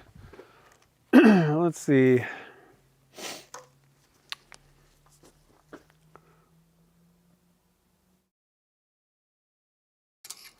Just gonna double check this while I'm holding it.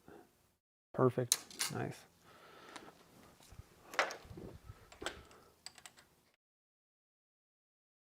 All right.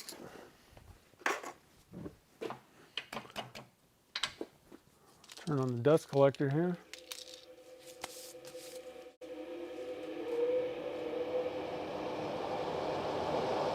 Processing the ornaments. That's what I like to hear.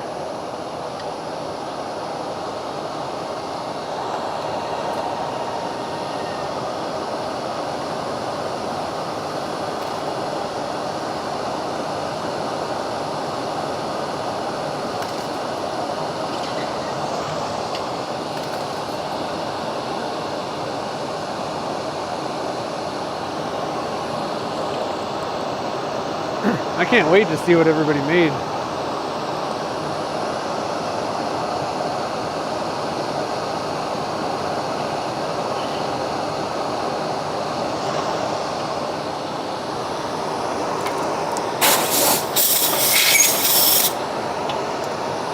Get in there and do some auctioning.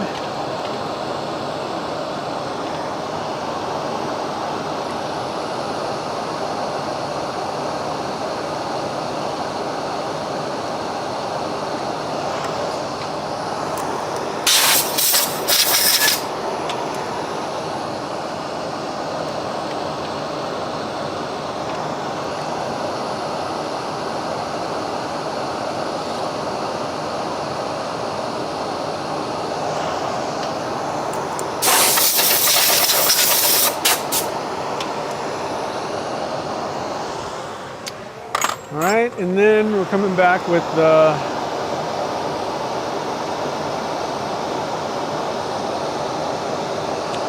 .31/64.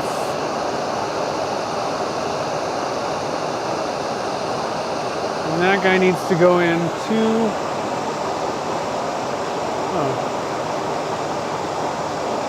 I guess that guy has to go in 2 inches. Probably could have just done it with this. Huh.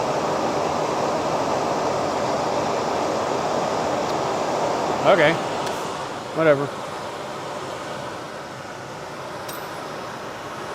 I don't know why that, I didn't really think about what was going on there, but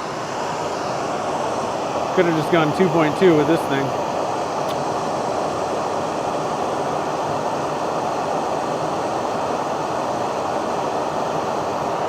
And that would save a step. And it really wouldn't change anything. That's okay. What the heck is going on here?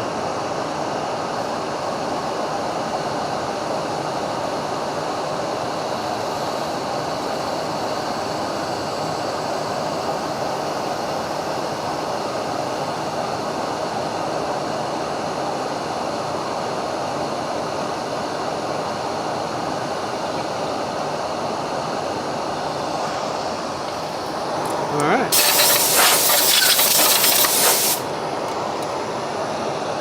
Hopefully I did that right.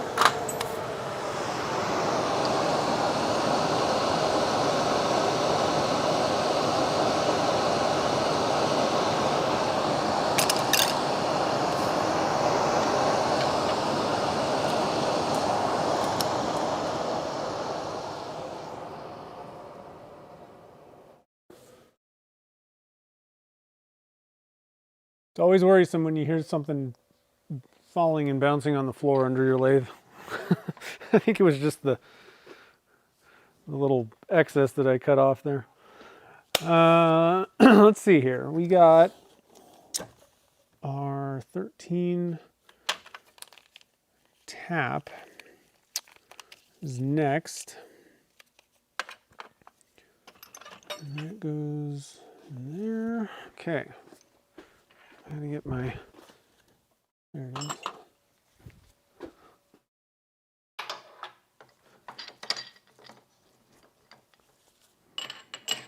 Get this doohickey set up here.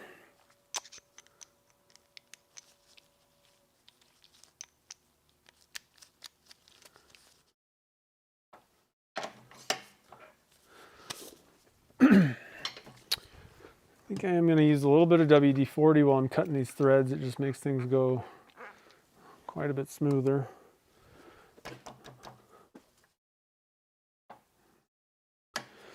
One thing I'm going to do, I'm going to chamfer those threads just a bit. Let's see, where'd my chamfer tool go?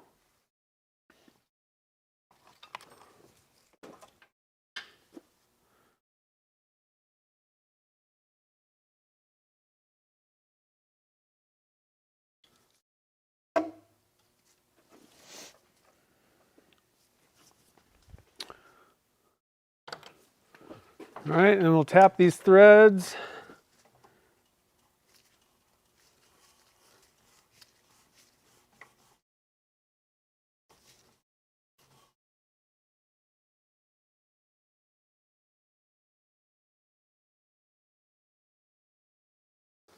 Probably went farther than I need to. I usually do a pretty short thread on the body, but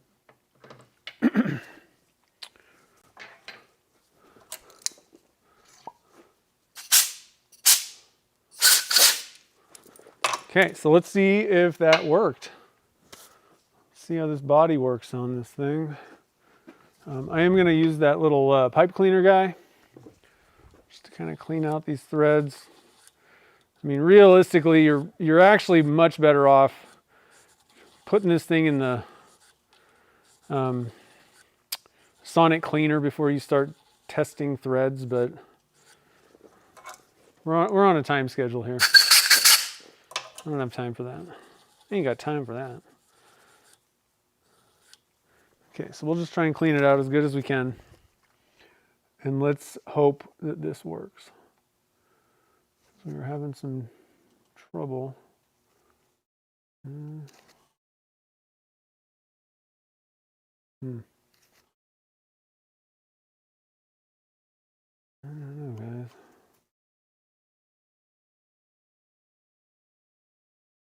There we go. A little tight. A little bit tight.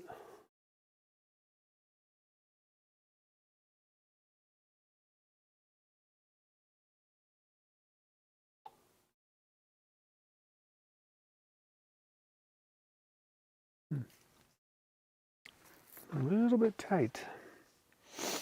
I'm going to get the super spectacles out here. I want to inspect these threads that we cut on the body because there's obviously something going on there. Oh, they look fine.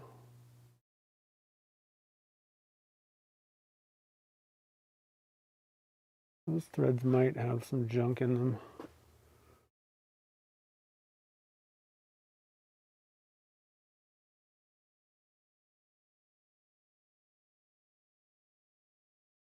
Yeah, might be a little bit.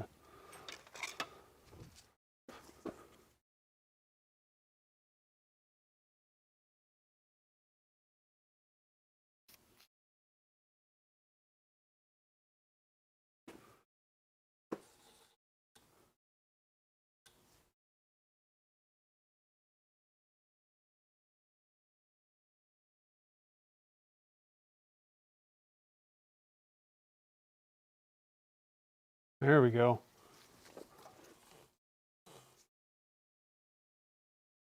A little bit tight. So if you got tight threads, you can do a few things. I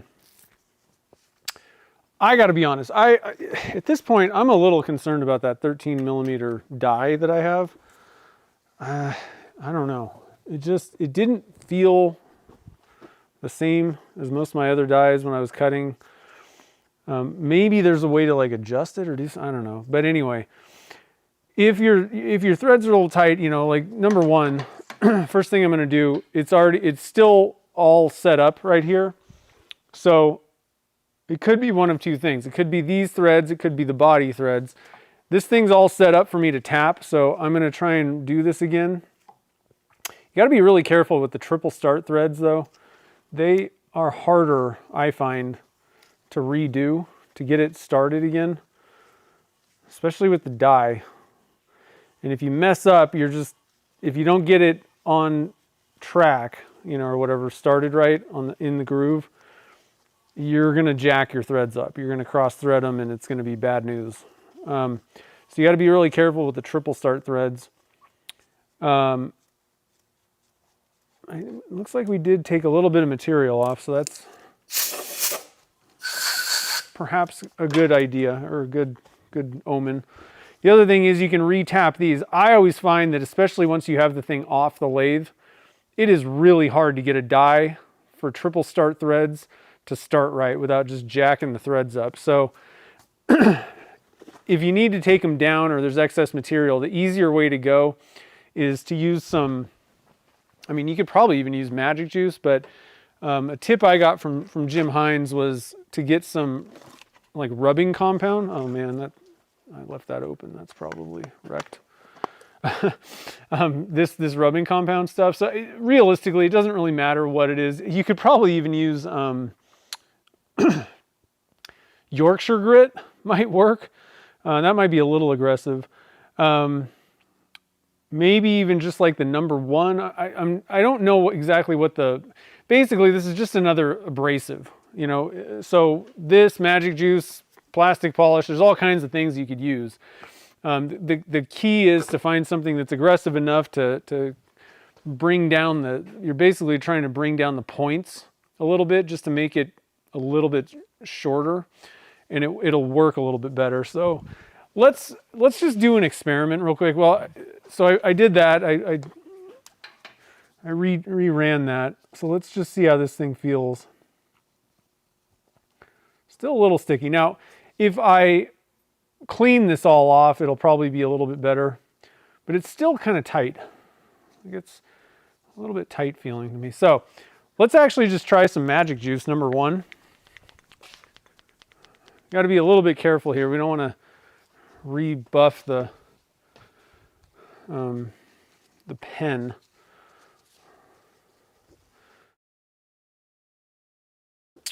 Oh, actually, so the way to do this is you just basically put this stuff on the threads.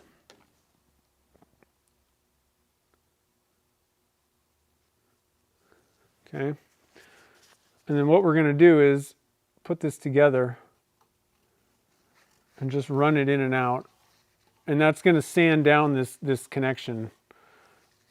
I probably wouldn't do this right now. I would clean it and do all that stuff, but it already felt a little bit tight to me, so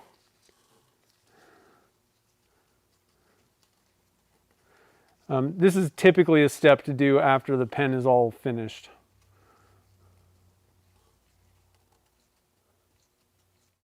But I really don't even want to mess around with that die, trying to line that thing back up on this pen body. That's starting to loosen up a little bit.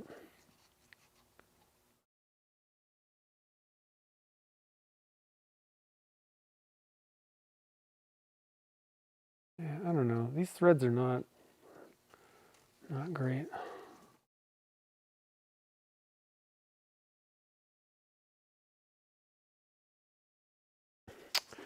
All right, so I'm just going to wipe that off.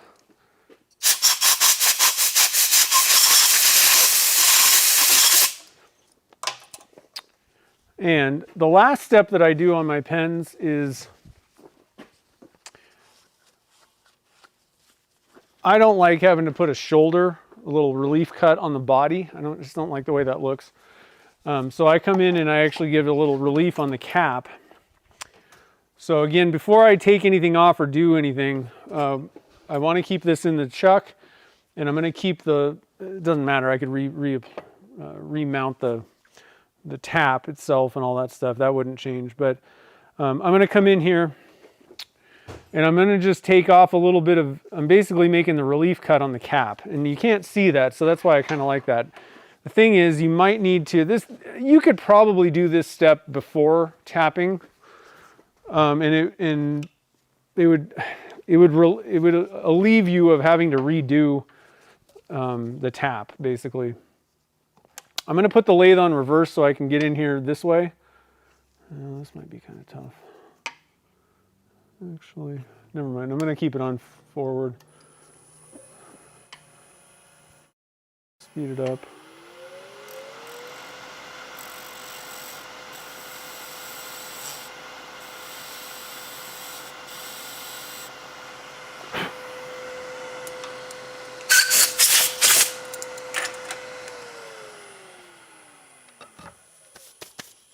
I should have done this before I was messing around with the threads, actually. But I didn't think about it. So I'm actually going to come back in here because the starting point might have kind of changed a little bit. So I found that knock, and it's just mainly, I just want to make sure that the starting point is clean. So now let's give this a shot and see how this feels. If I hadn't done that, I would have to come in on this and cut in a relief, but I don't like having a lot of threads here, so that would make it even shorter. But you would generally need to have some relief, otherwise it's not going to close all the way, basically. It's going to get real tight at the end. Yeah, like there's no starting point. I don't know what's going on with this. There we go. Okay. There, that's pretty good.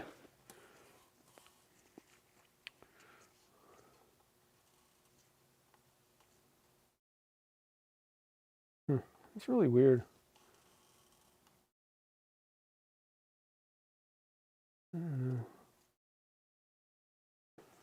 I'm not digging the threads on it. Maybe that's why I never do 13s.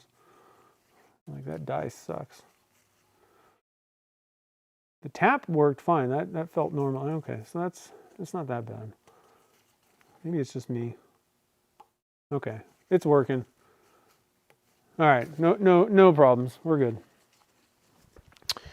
But that relief cut on the cap is kind of a neat thing. I learned that from Chad. Really like that way of doing it. It's kind of a sneaky thing. And I think I mentioned, I'm like, I don't like this relief cut thing. And Chad's like, I don't even do that. I put it in the cap. I was like, brilliant. I shall too. Okay, so we're all done. Let's turn this guy up and see what we got. I'm digging the size of this. This is a nice change for me personally. Like I said, I usually do a 14, and it's, you know, a couple millimeters wider diameter. But I'm digging this. So last thing before I take this off, I'm just going to double check and make sure that my mandrel works. Ooh. Let's double check and see if what I didn't think of. I got to go deeper. So the one issue, you know, I've got a pretty short thread, so I don't really need to go that deep on when I tap the cap. However, I still need to put threads in far enough for this. Now, I don't know if this is made out of aluminum or if it's steel. I'm guessing these are steel. Is Chad here? If this is steel, then we're stuck. But if it's, I don't think it's aluminum. That's steel. On brass or steel or aluminum ones, you can make adjustments on your mandrels. So what I need to do is I need to go back in and tap deeper into this. I'm pretty sure that I drilled the hole deep enough, so I'm really pretty sure that that's not the problem. I think it's just I didn't really go that deep on the threads. So I just need to tap that a little bit deeper. Put a little cutting fluid in there, WD-40. And again, when you're going back in, you want to make sure that you feel that clunk and it's starting correct.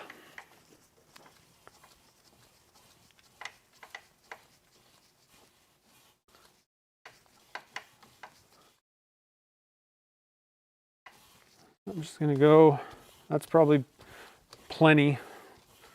Let's just double check it. And again, you want to clean out those threads because I did take a decent amount of material out on that one as well. I had to actually take material out. So usually when you're cleaning the threads up, there's probably not that much junk left, but you're always better before you start screwing things together to try and clean it out as best you can. Otherwise you can damage the threads. So I'm going to come in here with my little tool. Just kind of see, look at that junk. You don't want to be screwing your mandrel on when there's that much excess stuff in the threads.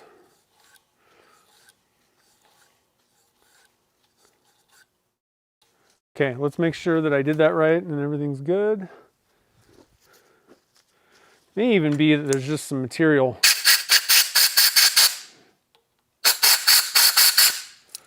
down in the end that the post is hitting. Ooh, did I not drill deep enough? Good God.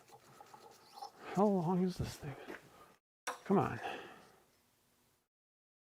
2 inches. Okay. Pretty sure I went 2 inches in. Let's do a little bit of measuring here. Let's see what's going on.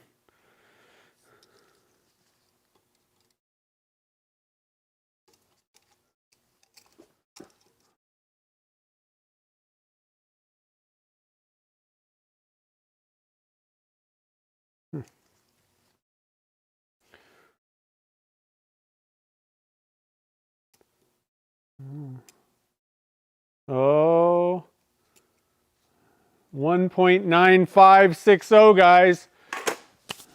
Oh, goodness. That means I got to re-drill it. That sucks.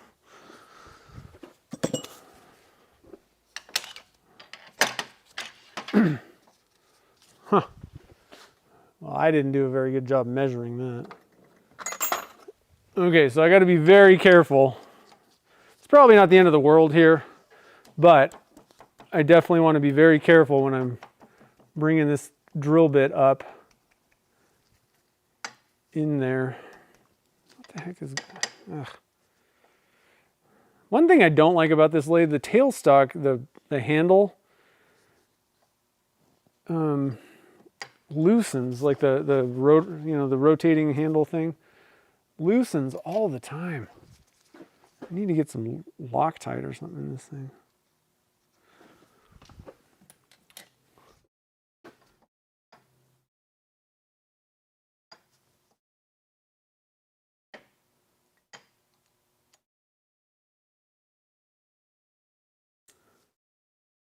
Okay. Here we go. So definitely want to make sure that you are careful when you're coming back in with this drill.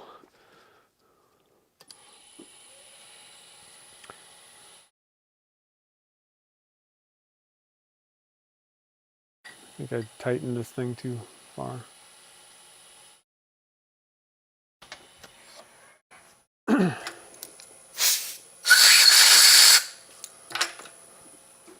Yep. Got to make an adjustment to the tailstock again. Got it too tight.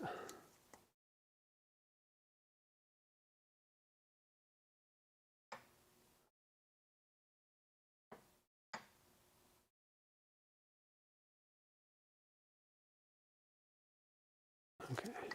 Oh. There we go. Okay. Let's see if I went far enough. I'm not sure. Just having trouble with the tailstock. Trying to make sure there's nothing down in there. It's crazy. As many times as I blow this thing out, I'll stick it in the, or you can even just take it off and tap it and junk falls out still. And you're like, why isn't the air working? 100 PSI isn't getting the junk out. Okay, so let's try this again. That time, I think we're good. Okay. So even if you don't drill deep enough, it's not that big of a deal, but you just do need to be careful. You don't want to damage those threads that you just, carefully put in there. Okay, so let's get this guy off. We can turn this and then we'll have the majority of the pen, and I just figured I can just do that section. It's not going to be particularly exciting. I'll just do that on my own, and then I'll post pictures of the final result when I have it. Or, pictures and actually a video.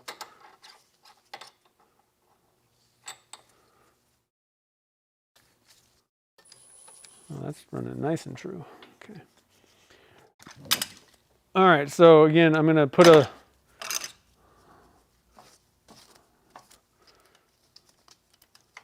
little indentation in here. And all this is doing, the reason I use the center drill is to get the 60-degree angle so that the cone, when I bring the tailstock up, matches it perfectly. It just holds a lot better if you do that. Trying to stick a cone in just a flat thing, you're always going to be kind of chasing it. You can save more material doing it that way, probably, but I don't have to make any adjustments on the fly. If I just do this, like off the bat. All right, sorry. I wasn't paying attention to the chat here, so I see a question. Let's see what this question is here. David, if you have a pattern on the blank, how would you match up? Okay, so the way you do that is, I don't know if there's a trick. I think you could probably figure out a trick as to how to line the blank up and like where to start the tap and do all these things. I don't know if there is a magic trick to do that, but what you would do is you need to change the starting points, right? Like you need to make adjustments to the threads, which means either taking material off the body, take that down, or let me make sure that I have this right, or take material off the cap. That's going to change the starting point, and it's going to make, the end point change, so you can make adjustments. You have to be you take like very small amounts off though. And it's not the top. I'm trying to think. I think the best way to do it is actually take material off the cap, because I think what you need to do is adjust the shoulder on the body, possibly. I'm trying to wrap my head around this. I'm almost certain, you really want to make your adjustments. So before this step, while the cap is still in the chuck, you would line up your body, spin it on there and see, does it line up? And if you need to make an adjustment, it's much easier just to take a little material off the cap at that point and then get everything lined up. Because you can still, you haven't taken it off the lathe or done anything. You can still tap more threads or do whatever you need to do. But I'm pretty sure if you take material off the cap end, it's going to adjust where this thing ends. So it'll turn further in or whatever. But you have to make really, really minor adjustments, like just take just a little hair off and then see. And also, if you're using a triple start die, that's the other thing, is you really need to mark it and figure out where am I starting on this thing, because you've got 3 different things. It makes it harder to get everything aligned. But there may be some trick to, where the thing needs to start, or, how you have it, like perhaps, let me try and get something that's got like yeah, okay, so this has like straight lines on it. So just for instance, let's just say that I cut this in half. One part's, obviously the dimensions are off, but body and cap, right? perhaps, and I don't know if this is true, I've never actually tried any of this stuff, perhaps if you started tapping with the blank in the exact same orientation, you know, so like the cap had this orange line, you know, the blank was sitting in the chuck with this, like, you know, like this, and then you did the body and you had it oriented off the bat the same exact way. That might work, maybe. I don't know. Like I said, what I do know is, and correct me if I'm wrong on this, anybody that knows. I haven't done this for a while, so I'd have to think, but I'm pretty sure you just take a little bit of material off that cap end, you know, because you're basically shortening, you know, like changing the starting point of the threads, which is going to make the end point line up differently when they go together. That's what you need to do. And so I'm pretty certain, again, anybody that knows more, you know, whatever, I don't think you can do that by taking material off the tenon itself. You'd have to move the shoulder on a tenon. So obviously you're not going to be adjusting the body. And I'm almost certain that this is the way that it works, because I almost typically do the body first and the cap last. And I've made adjustments. You can do that. And like I said, it makes it fairly simple. It's not that hard. But you need to remember before you take things apart and do all that stuff. Check your alignment before you're done with the cap, so you can make adjustments on the fly there. Okay, so we got everything set up. Is there any other questions? Back out the stop, screw on my die, tighten down the die holder. Close this. Oh, you had to do that? Okay. Yeah, I think it does have that. I didn't know. I don't know that much about these things. It's funny, my dad's a machinist, and I asked him, he's like, I don't know. It's like awesome. So yeah, so I've got a little, like I said, I kind of figured that would make an adjustment. I don't know, but I mean, it was also weird because it just completely destroyed. The first time I ran this thing, it just destroyed it. Like, I don't know, like it was weird. Like it was super aggressive. So I don't know. I may try to make a little adjustment. I don't, like I said, I don't know what I'm doing. Maybe just do like a quarter turn or something like that. And just see if anything changes. I think I am going to do some more of these 13s. I don't really think it makes sense for me to switch back to my typical 14s right now. I'd rather continue making 13s as I go. And I have other pens like for gifts that I want to make that would do better. That's also part of the reason why I switched this week to a 13. But yeah, so I might try that and see if it kind of helps that adjustment, you know, like makes an adjustment to where those things kind of work a little better. But I mean, there's something funny, like it doesn't start as well. Like it's kind of weird. I don't know. My 14 works a lot better. That's all I know at this point. Okay. Let's turn this thing. Let's get this pen so we can kind of put it together real quick and see what we got. Curious to see how this blue turns out too. You know, we kind of got a little glimpse of it at the very end of that other part, but I don't know. Chad is out in the shop turning. God.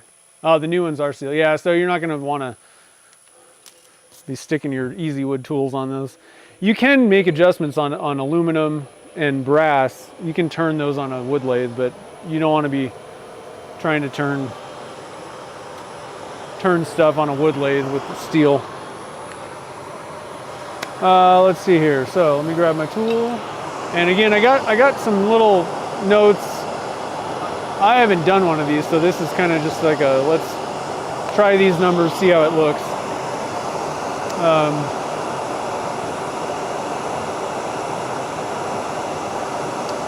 Yeah, and I'll have to kind of see if these numbers actually work out. Sometimes you write things down and reality paints a different picture. All right, so can you guys see what's going on? Yeah, okay.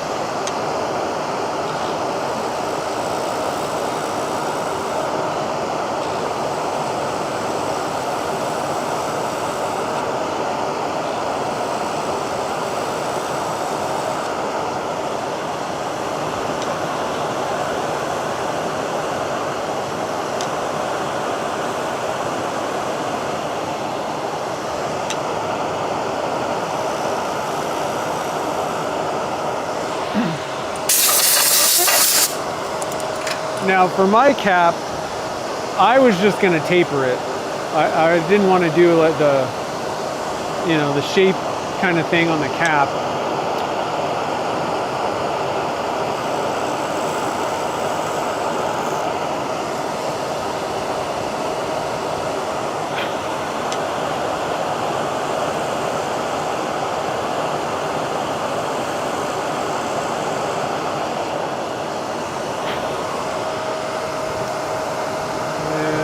See here, let me just look and see.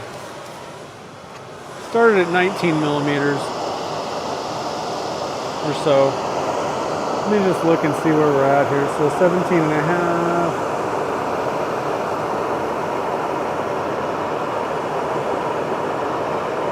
17 and a quarter. Huh. So one issue that I think I might run into. That's okay. 15, okay. So I want to come down to about 15 and a half to 16.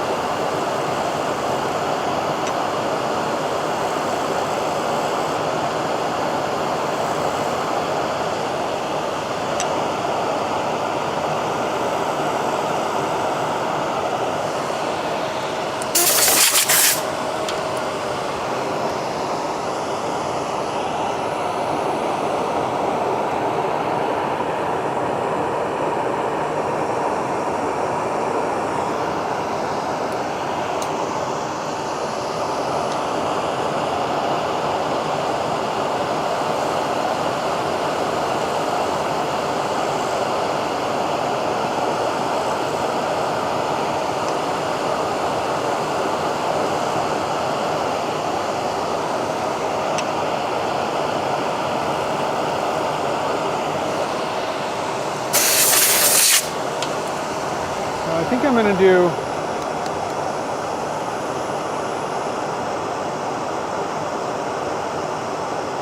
yeah, 15 and a half and 16 and a half. So it's going to be a very slight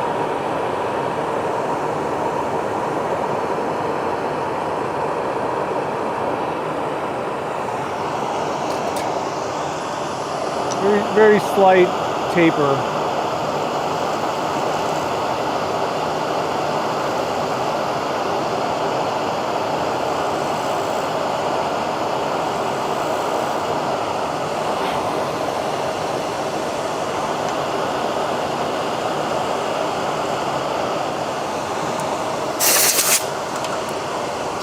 And my cap's only going to go to about probably like here. I think I go two. Let's see here. I go,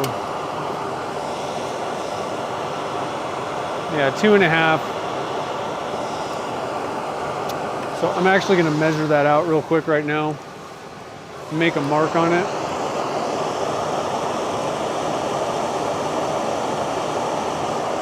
Two and a half long. That way I can get the right measurement at the end.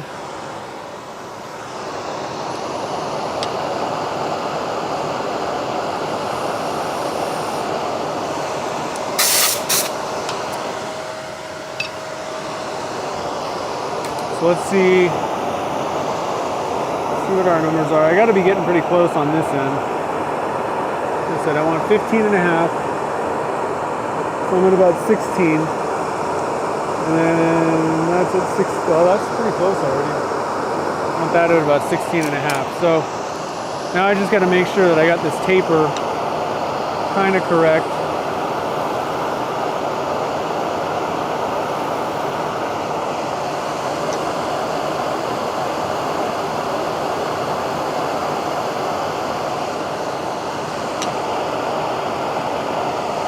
Smooth everything out a little bit.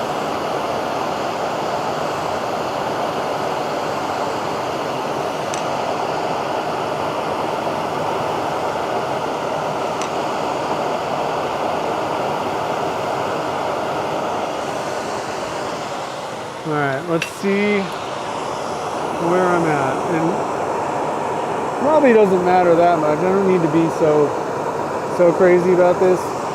But I like to be crazy about it, at least on the first round, so that I know, I kind of understand, like, okay, if I do this kind of a taper, like a 1 millimeter taper, I know what I'm like looking for.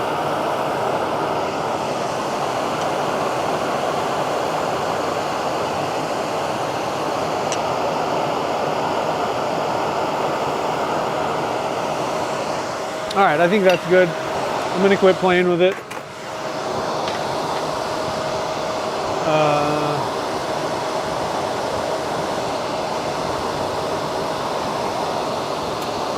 But I do think I'm gonna get rid of that excess part right now. I don't need that. Now, what am I gonna do for the top? That's a question I've got.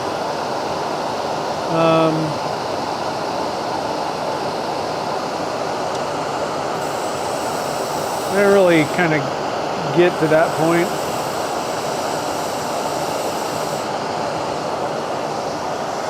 What does the body look like?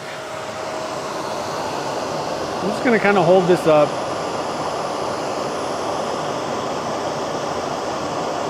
Could kind of go like round.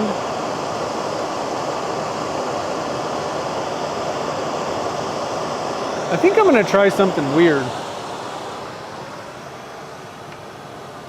And I think I can come back from it if I don't like it.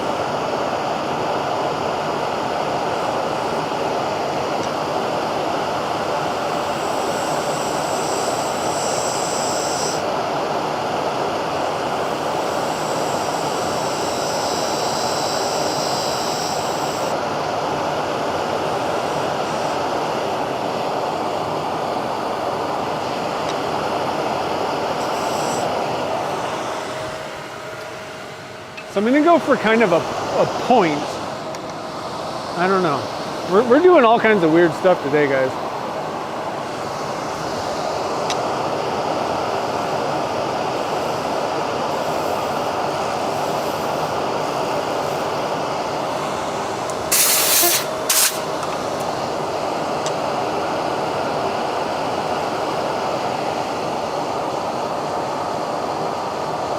Get out of the way.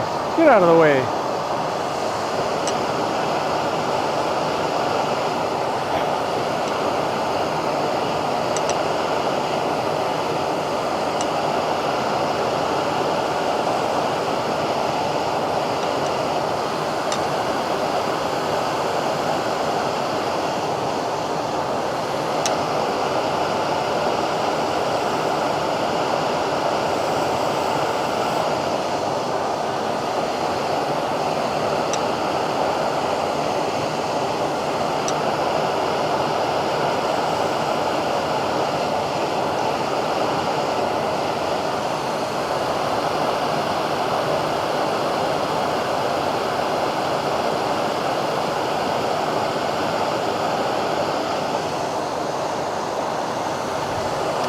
So I'm thinking like a little bit of a point. This is kind of hard to get in here with the.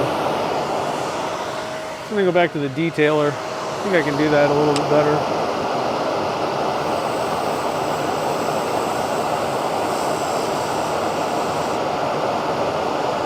And I can kind of clean it up with the round guy.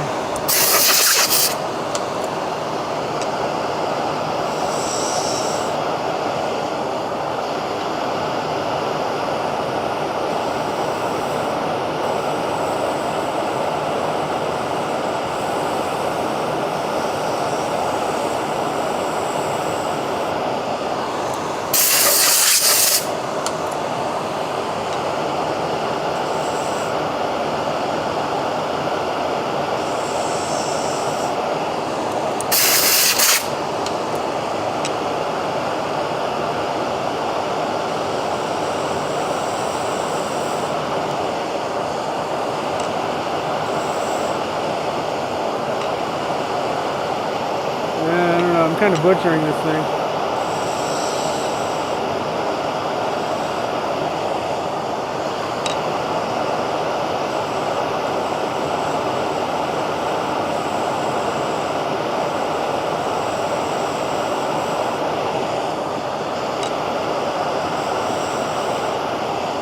not particularly great with the detailing tool.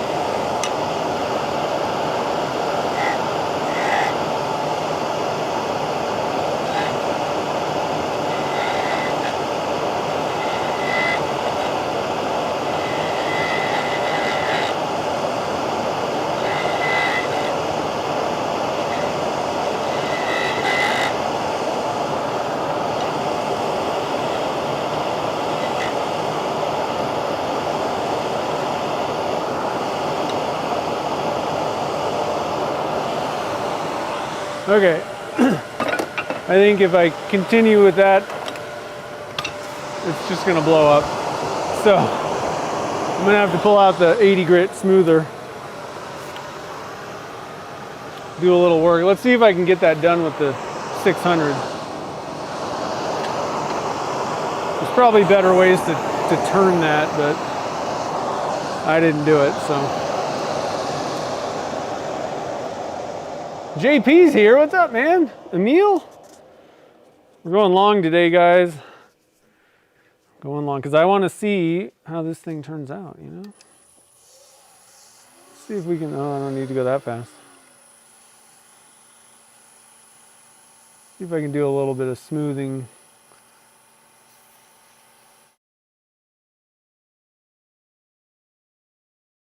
This is the shape that I want. This is what I was going for, so. Definitely ain't mad at the shape or anything. And like I said, I figured this is something, if I'm like, yeah, that sucks, I can just slap it back on the lathe and cut it off, you know. It's a no-risk attempt.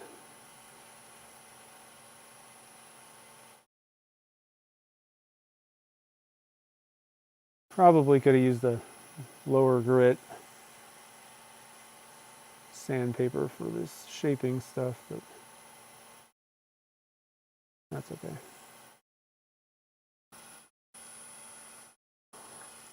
What are you up to, Jamie?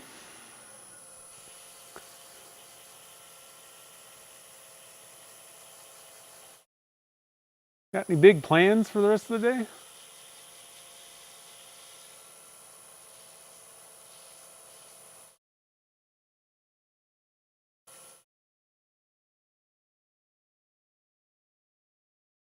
I'm very excited to see how this thing turns out. Not only the blank, but the shaping. This is all brand new, guys. This is all weird, crazy stuff that I'm doing here. It's always fun to experiment.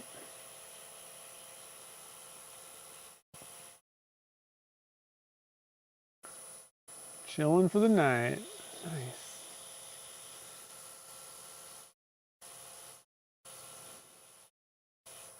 Yeah, I don't have a whole lot planned for the rest of the day here. We got a little bit of blobbiness going on with the browns, but that's cool. A little blobby.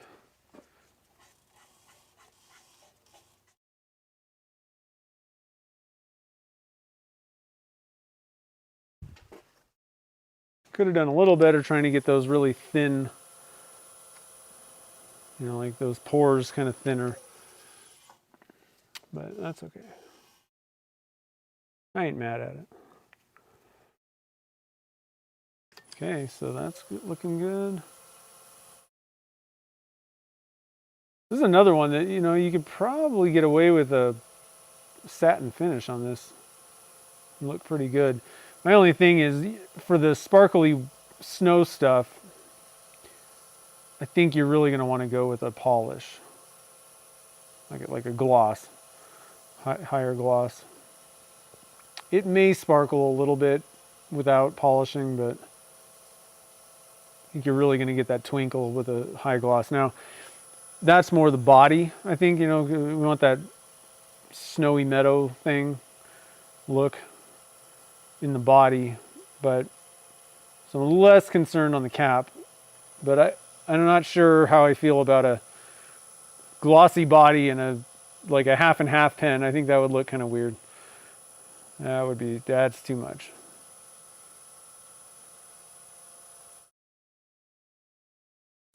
What do you guys think? Half and half?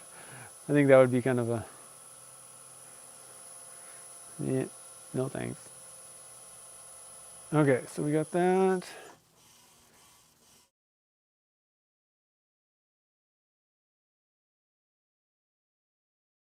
Got a little bit of that. I don't know about this point. What do you guys think about the pointy top? That's kind of weird.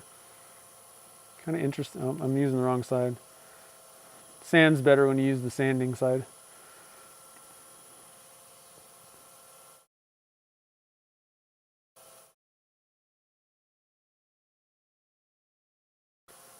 Get this glossy.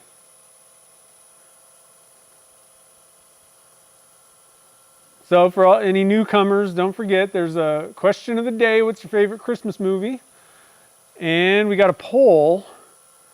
And you know, if you don't turn Bespoke pens, you may not really have an opinion. But do you like 12, 13, 14, or 15? What's your favorite, like, you know, cap thread size?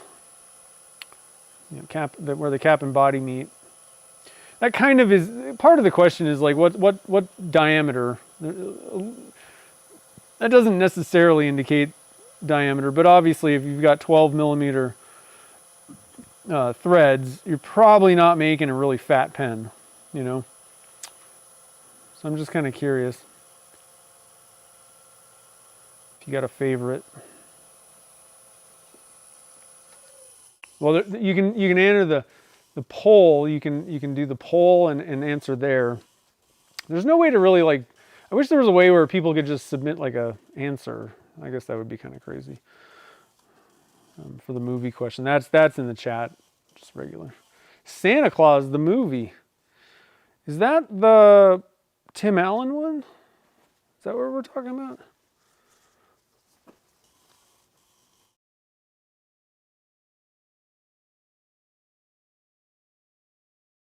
Okay, so we're looking good. Looking good, guys. I'm gonna do a little bit more wiping off here. And magic juice time. The juice is loose. Okay.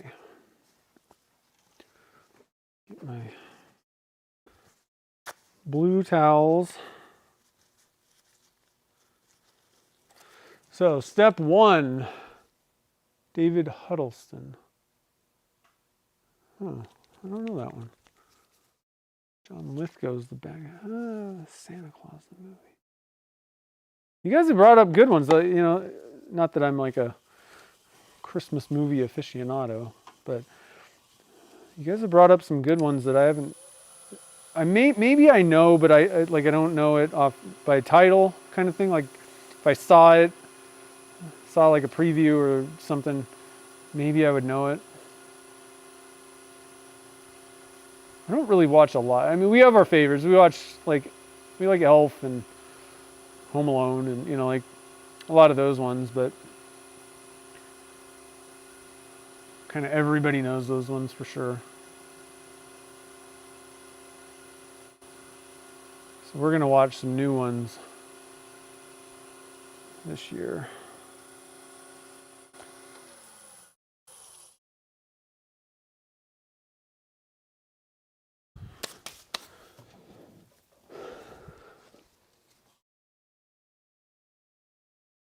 Ooh, that's glossy. I don't know. I'm so far I'm digging this Winter Wonderland theme. Like I said, I think I could tweak it. The brown, maybe questionable. It always was. I was kind of going for, like, you know, I saw that picture and there's these trees. It's sometimes kind of hard to get thin wisps going on. One thing that I could maybe do, you know, I didn't stir it or anything, I don't think, on any of these. This is a case where I think just like an up-down kind of, you know, not really trying to make it swirly, but just like a straight stick it down in the tube and then pull it up. I think I would get more stringiness, which might give me a better, might thin out those brown areas a little bit.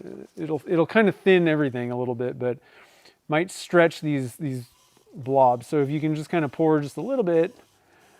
And actually, you know, another issue is I kind of poured that a little late.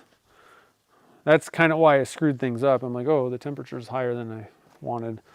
So if I had poured on time, I don't think that I would have as much, because, you know, the thicker it is, the more blobs you're going to get when you pour.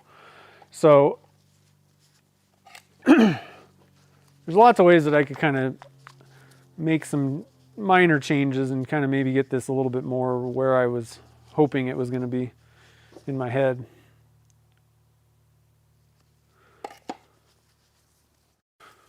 All right, so step 3.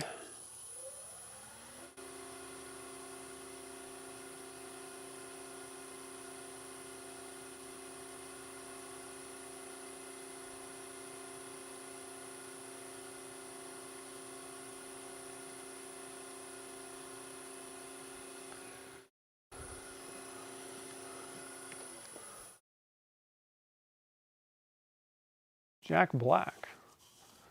Yeah, actually, there's one called Red One. It's got the rock. It looks cheesy, but I think we're gonna watch that one and see how that is this year. I don't like the size of. Oh, these are good. Okay, that one's okay. So we're gonna try that. See how we feel about that. Like years ago when The Rock first started making movies, like it was like, oh no thanks. He's gotten a lot better, I feel. Like I enjoy most, like Jumanji, and I don't know, I'm trying to think of some of the other ones. Typically very cheesy, you know, you gotta go into it with a certain expectation, but I feel like he's gotten a lot better with his acting, and like the movies have been better for quite a while now, I would say. So I don't know. I didn't really see a preview for that Red One. I don't know exactly what's going on with that, but I think we're going to check that out. Yeah, it might be Kurt Russell. I'm not sure. Is that a brand new movie? I don't know. The way the world works now, you don't even know what's going on when things came out. It's just on Netflix or wherever. You're just like, it's another movie. I feel like that's how music is. Like, what is new music? I don't know. Do they make new music? Just kind of stumble upon music, which I think is kind of cool. It seems like, maybe I'm wrong about this. It's not like I have like extensive knowledge with kids. I don't have kids, but the kids that I do know seem to be more, they like the array of music, like genres, or not genres, like years. Like kids seem to be more into older music than I certainly was when I was a kid. I don't know. Let me know if that's true. And I suspect, if that is the case, I suspect it's because they're just like, oh, there's music on, you know, whatever. It's whatever music on Spotify or whoever. Like when we listen to the radio, like unless you're listening to a very specific genre of music, it would just be like the newer stuff typically, I feel. I don't know.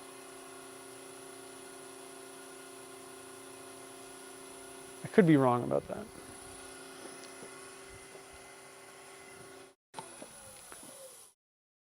Oh, it came out a couple of years ago, huh?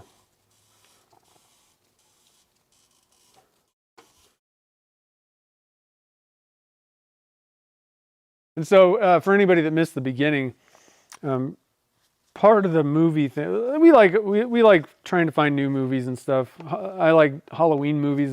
That's another time of year that I'm like, oh, what's your favorite? You know, you got a good Halloween movie I should watch? But we watched, and I've been meaning to watch this for like years. It came out a few years ago, I think.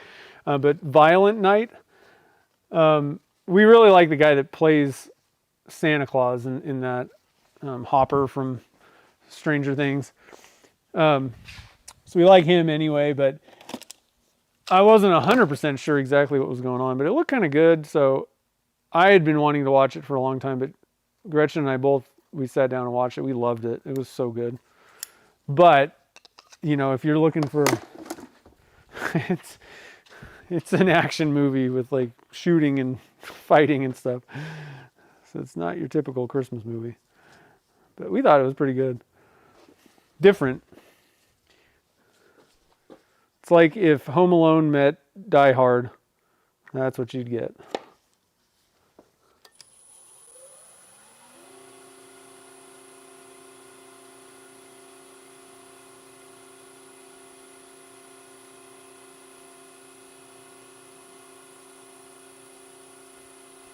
Maybe a little bit of like almost horror.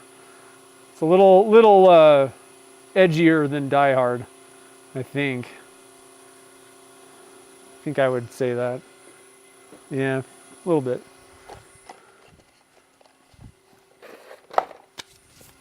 But it did kind of have a little bit of, you know, that heartfelt Christmas theme in it, which was funny. It was an interesting mixture of things. Okay. Oh man, I am so excited. Let's see how this looks. I'm going to wipe off the junk on the end. One thing that I should have done, I like to do is, while this was still, before I shaped it, it's not a bad idea to kind of round over. I don't know if I would have been able to because you got to shape it. But I like to kind of round over and just break the sharpness of the outside there.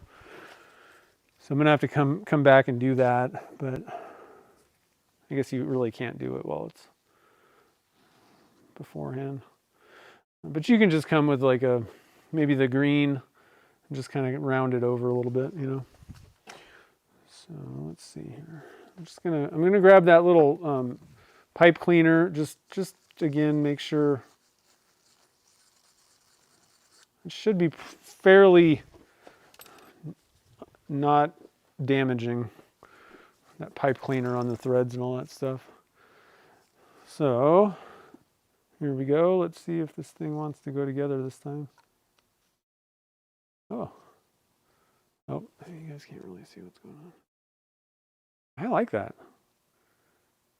It's like a little kind of bullet or something. One thing, I used 2 different blanks on this, and there is a little bit of a difference, which I don't even know which one I used. I was telling you that I poured 3 different batches of blanks, and each one, like, I kind of did slightly, I mean, it's all the same ingredients, but I kind of mixed things differently or whatever. And so the blue is a little bit bluer on this bottom part. That's the only thing that I'm like, there's more, we got more of the, like interference mixed in or some, I don't know, something. Everything's kind of mixed in with the top part. But if you can just kind of imagine, if this wasn't so dark on the bottom, this body, just imagine that not being so dark. But that's pretty cool looking. I like that. I'm not sure. So unfortunately, there's a big brown blob on the top, and it kind of looks like a Hershey's Kiss. So that, I'm not loving the brown in this necessarily, just the way that it is. I wish there was like little streaks of brown. Another way that I could maybe get that brown to be like tree twigs, like long things, is to just dump some in the cup with the blue before I pour it, or the white or whatever, like a few streaks of it, just some couple things, and then that way you get kind of that dirty pour effect, and I think it might work a little better. It's hard to control those, but I think the general idea of this is good. Now, again, I think that had I started and ended with the same blank material, I think this would be a lot better than what I did, but it's pretty cool looking. I don't know. I like it. I like the shape. One other, before I switch cameras, one of the reasons I went with this, so the body shape, this kind of concave, whatever, angled stuff, and then a little bit like a little wider pedestal looking thing. I got that idea, and I'm probably not going to be doing a lot of this, but I saw something like this from Bart over at Zodiac Pen Company. He's making very similar. I think he does something different with the cap. Definitely isn't. I just came up with this little point thing. But I did want to shout that out. This idea kind of came from seeing his Instagram account, and I was like, oh, that's kind of cool. I want to try that. And the main reason I was interested in this kind of this shape, mostly this kind of flat, bowed out bottom, is that the pen will just maybe stand up. And I don't know, once we get a nib and all these other things going on, get everything finished, it may be a little different. And I think it would be better. Oh, the lathe is a little dirty. I think it'd be better if you were doing a little bit wider body, or actually, what happened was I kind of screwed up and I cut off more. I was shaping it down. I should have left a little bit. I wanted this pedestal to kind of shape out a little bit further.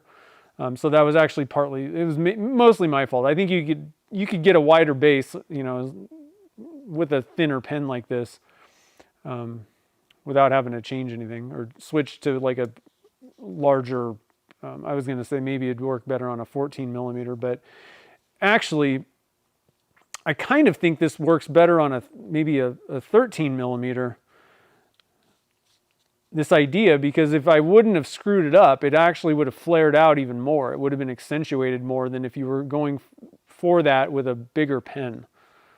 Although I don't know. I'm going back and forth in my head. You could get more of concave with a wider pen and still end up with kind of the same base, but you could go with like thin and flare this bottom out a lot more on like a thin, smaller diameter pen.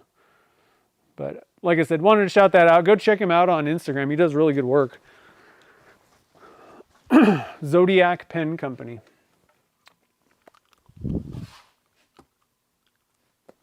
All right, switch over to this. So what do you guys all think? I like the shape. I'll tell you what I wish. I wish this was like a white, blue, white. So where this point was like white. I think that would be really cool. One way you could do that and guarantee it is to just make a white blank and then like segment it together. Like Chad was doing that on the, which pen was that? The Snowflake, to cover up something. I can't remember exactly. The last fountain pen that he made, he was putting together materials. And you could do that with this if you wanted to ensure. Now, you could probably get I think it might be kind of tough to get white to just be, I don't know, you'd have to have a lot of white on the top. It tends to want to sink, so it would be a little bit more difficult to go white if you're using white dye. Maybe with mica powder it wouldn't be as bad. It's not as heavy. I think white mica powder might even be a little bit on the heavier side though. But yeah, I like it. I like that. Like I said, I wish the point wasn't brown. It looks like a Hershey's Kiss. Winter Storm. Oh yeah, that is a pretty good, that's a good name. It's a little different. It's not exactly what I was going for. I think if I was going to redo this, if I was like, oh, I'm going to come out with a blank, or if I wanted to do this again, I think what I would do, I still like I said, I think a big part of this blank, the whole idea, was like the winter meadow. So like, I mean, just white with the sparkly stuff. And I don't know if you guys can see the sparkles. I love the sparkles. Sparkles are so cool. I mean, it totally reminds me of snow. I don't know if you can see it sparkling or not. In person, it's a little bit muted, but when you move it, I mean, it definitely sparkles at you. So I'm not sure if that's coming through on the camera or not. I like that idea. I think what I would do though is probably go like a lot more white, like the majority of the blank, like 80% of the blank would be like white resin, and then just try to add in a little bit of blue. So similar to this, but I think rather than doing like dirty pours, I think I would still, and I think I screwed this up. I did 3 different ones in the blues, and things got kind of screwed up on all of them. I think what I would do is I would mix that interference blue with the see-through blue, and it would just be like a very, very, very small amount of blue. Maybe 10, 15% or something of the entire mixture is blue. So it's just kind of this little accent kind of color. I think that might be a little bit more in tune with what I wanted. There was probably almost like 50-50 blue and white in these, I think. So I think that I would maybe do that. It's amazing how much color will come through. Like you could do like 95% white and 5% blue, and you'd still have a pretty reasonable amount of blue coming through. Like there's enough color. So that's one of the things where it's hard. You're thinking like, oh, like 70-30, and then you put the blue in and you're like, wow, it looks like 50-50 almost. But so you might need to kind of change that. I'm just kind of thinking thoughts, like if anybody was looking at this and like, oh yeah, I'd like to do something, similar to that, or try to, do something exactly like it. I think that you could really cut the blue down a significant amount compared to what I did, and still get like a good amount of blue in that blank, but you could use so much less. So, but like I said, I like it. I think, and I think the brown it was a good idea. I don't know that I love it in this. The way that it turned out. Let me go back. Let me show you this. So this side of it, this little streak of brown, I love that. That's what I wanted. I don't love these blobs. And part of that had to do with I poured this specific blank batch a little bit too late. It was just a little bit too late, and I was kind of rushing a little bit at that point and doing some stuff. I think that going back to what I was saying about the blue, if I want just a tiny amount of brown, like you just got to put like a tiny drop when you're pouring it. Like you could, like 1% out of the total be brown, and just when you do pour it, don't pour it like just like a tiny drop. And I think that using just a straight stick, just kind of going down and pulling it up, then you would kind of string those things out, and I think you'd get a better thing. So like I said, I may come back to this and try it again, and just try to implement some of these things that I'm saying, and see if I get a little bit closer to what was really in my head. The other thing is, in that picture, it's almost like it's like white, and like the brown needs to be with the white almost, like meadow, and then like white with brown, and then blue. But you could maybe mix in blue with the white. There was 2 parts, like the sky was blue of that picture, and that's kind of what I'm thinking. But there's also the snow has some blues in it a lot, like the ice and stuff. So like, I don't know, I might kind of go back and kind of play around with how the pour works and how I adjust, make adjustments to the amounts of different colors and things. But anyway, toothpick, yeah, that is true. You use a toothpick on it. So let's see here. I'm going to scroll up and see what you guys said about it. Let's see.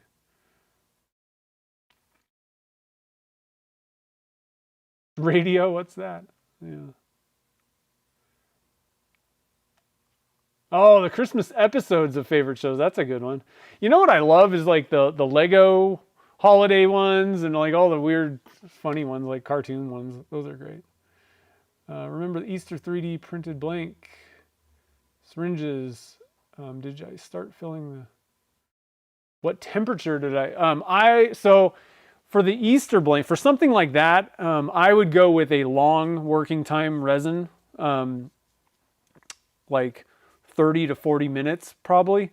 That's one where like liquid diamonds would be a good one. It's thin and it's got a longer working time. There's tons like that would be like epoxies and things. You can get away with Alumilite Clear Slow. It works, but for something like that, you're better off having a lot more working time.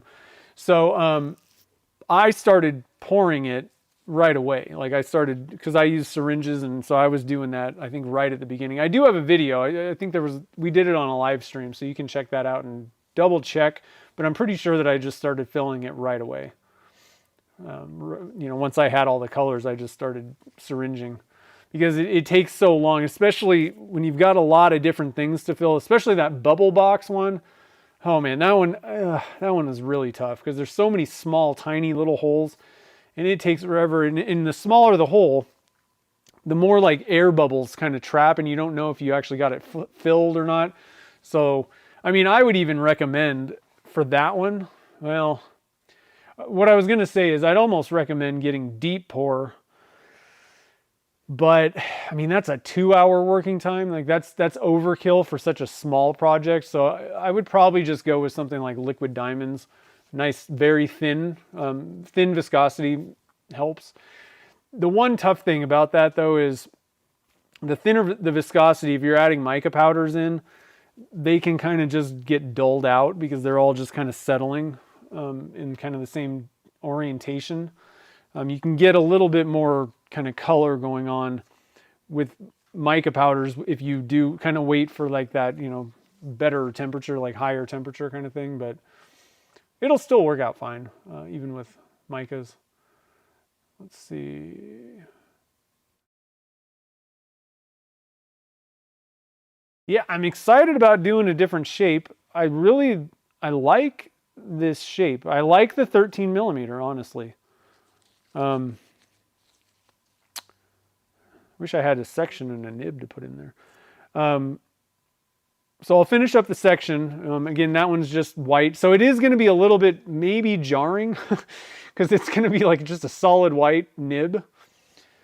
I'm actually wondering. Yeah. So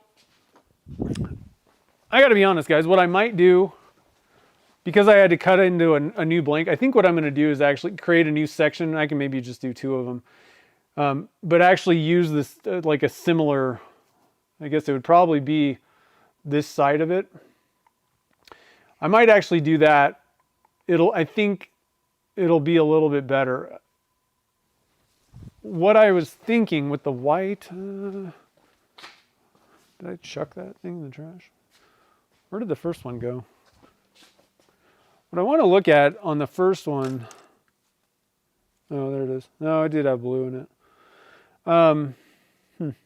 Yeah, I'm not 100%. I think a smarter way to go, I usually take the section off one end of the blank and don't try to like match that to the body. I think I would probably go with the other end for the section. I think that now that I'm looking at this, I think that's probably a smarter way to go. So I think that I might do that. Just cut a new section out of this extra blank. Jamie, could you make a thread and tap for the end and then yeah, you can, yeah, that's how Chad did it. Like you basically are just doing another thing, tap and thread 2 parts together and then just glue it. The one thing about doing that type of stuff is you have to think about, in some cases, you have to think about how thin you're going to turn it, like choose the right, like you're not going to want to put a 14 millimeter thread on it because you're going to probably turn that away. So, the 10 or the 9 or 10 millimeter tap, threads probably going to be your best thing. Very tall chess piece. Yeah, it does look like that.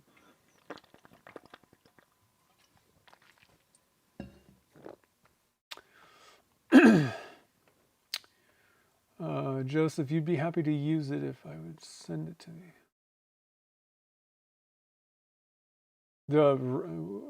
The resin, you mean? I really I don't have any of that on hand personally. But yeah, Joseph and I were talking about different stuff. So I typically, there was like a sale, and he was asking like, should I maybe get this whatever resin, and it's nice to try different ones, but like I like to choose. And if you're just starting out, it's good to try different resins, I think.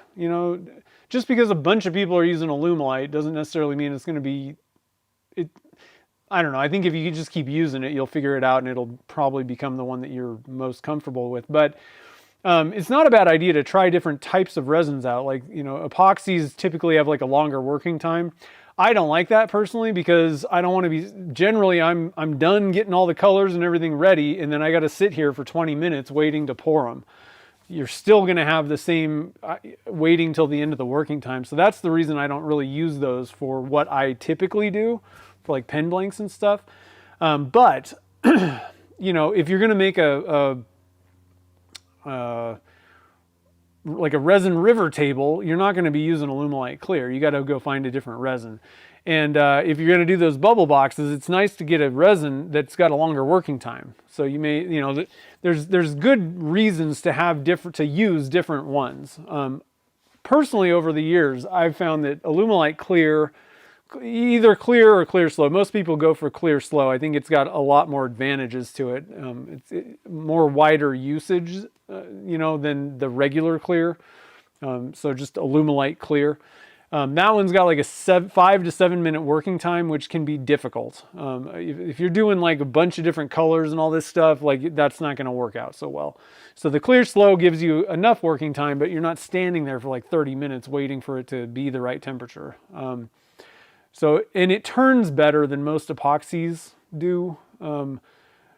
Not most, I shouldn't say that. It's not like I've used every epoxy on the market, but a lot of times epoxies they're a little, I don't know, they're stringier, and I just don't like it as much. So I like the Alumilite Clear Slow for turning. It polishes well. It's hard, more rigid. I like the faster working time, but the other advantage is with that working time thing, with urethane resins typically, which are going to be your faster, slower, like 7 to 15 minute working times, like those kind of quicker working times, you don't need to leave them in the pressure pot as long. And so again, going to the clear regular, just Alumilite clear, that 7 minute working time, also you only need to leave it in the pressure pot for like maybe an hour or two, whereas clear slow is going to be like 2 to 4, maybe longer, depending on the size of the casting. And then when you get into like these 30, 40 minute working time epoxies, you're talking like 8 to 12 to 24 hours. Like that, it needs to be in the pressure pot, like just sitting there. So there's all these trade-offs, and depending on, the first thing you need to look at is, what am I making and how much working time do I need? That's going to tell you, do I need 2 hours? Do I need 30 minutes? Is 5 minutes enough? So that's the first thing. And then you start looking at the other things, like how long is it going to be in the pressure pot? How does it turn? So it really depends. And it's always a good idea to try different things. But at this point, I basically use clear slow for pretty much everything. I do use regular clear for certain things because of the advantages. It's the same exact resin basically as clear slow. It's just clear. And don't be confused with amazing clear cast and clear water clear. Just clear, this one. It's the same as clear slow. The only difference is, like I said, 5 to 7 minute working time, but you can pull it out of the pressure pot a little faster. The advantage clear slow has is you have a longer working time, but you can also dump it in like a 5-gallon bucket in huge amounts. That's the big advantage. And that's actually why they came out with this one, was so you can pour like bowl blank, like gigantic blanks all at once. You can't do that with like pretty much any resin. If you tried to pour like a bowling ball size amount of resin all at once with just the regular clear, or like pretty much any epoxy, it's just going to overheat and crack. So there's all these different things, you know, just pick ones that work. I use deep pour sometimes when I need a lot of working time. I like that 2 hours, but the problem with that is that's like, I think it's like a 24-hour in the pressure pot kind of thing. So it's a long time. The other one that I like liquid diamonds for certain things. It's an epoxy with a long working time. It's very clear, and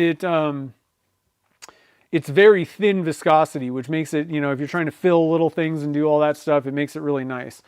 It turns pretty good. Alumilite clear and clear slow turn better. The other one that I really like and use for certain things, a lot of times I'll actually use it for hybrids, but if I'm going for a dead clear, like hybrid type thing, I don't think I have any. I will use Amazing Clear Cast Plus. Yeah, I don't have it in there. Amazing Clear Cast, not the Amazing Clear Cast, Amazing Clear Cast Plus. Amazing Clear Cast I find is really hard and kind of brittle. Not particularly awesome to turn. Amazing Clear Cast Plus turns almost exactly like Alumilite Clear. It does have some other weird properties to it, but it's a pretty good turning resin as well, and it's got the extra UV inhibitors. That's why I like it for clear things. So it just, you know, it really depends, but it's always good to try different things. You know, there's so many different, you know, big manufacturers like Total Boat. A lot of people like Total Boat. They generally have the same product line as Alumilite, and I'm familiar with Alumilite, so I don't see the point in me trying all these different things. I mean, it's not really gonna do anything for me, I don't think. Unless they had something that was gonna do something different that you can't get from Alumilite. I don't need to try too many different products, you know, personally, because I'm familiar with things that do the jobs that I need already with that brand. And like I said, liquid diamonds, I've been using that for a while, and I like it for certain things too. But anyway, you know, try them out, see what you like. I think the main thing though is it's less about like the manufacturer. The one thing about manufacturers is I always recommend make sure that you buy resins from companies that you can contact. Because if they're just random on Amazon and it's cheap and whatever, but there's no technical support, then you're kind of hosed. And you got to question, like, where are they getting this stuff from? What's in it? Is it going to be reliably the same thing every time I get it even? So it's better to go with, I think, bigger companies that have support. But other than that, I mean, try different things out. But it's less about the brand or anything like that. Most of the big brands have good resin. The main thing is look at the characteristics of the resin and try some different things out and see how you like them. You know, you may prefer sitting around, what I call sitting around for 30 minutes, just because you're not going to be up against the clock necessarily. All right, my throat's dry. I got to go, guys. All right. So next week we'll do some casting, and I'll post a video when I get the section finished on this pen. I gotta get a drink because I can't even sign off yet.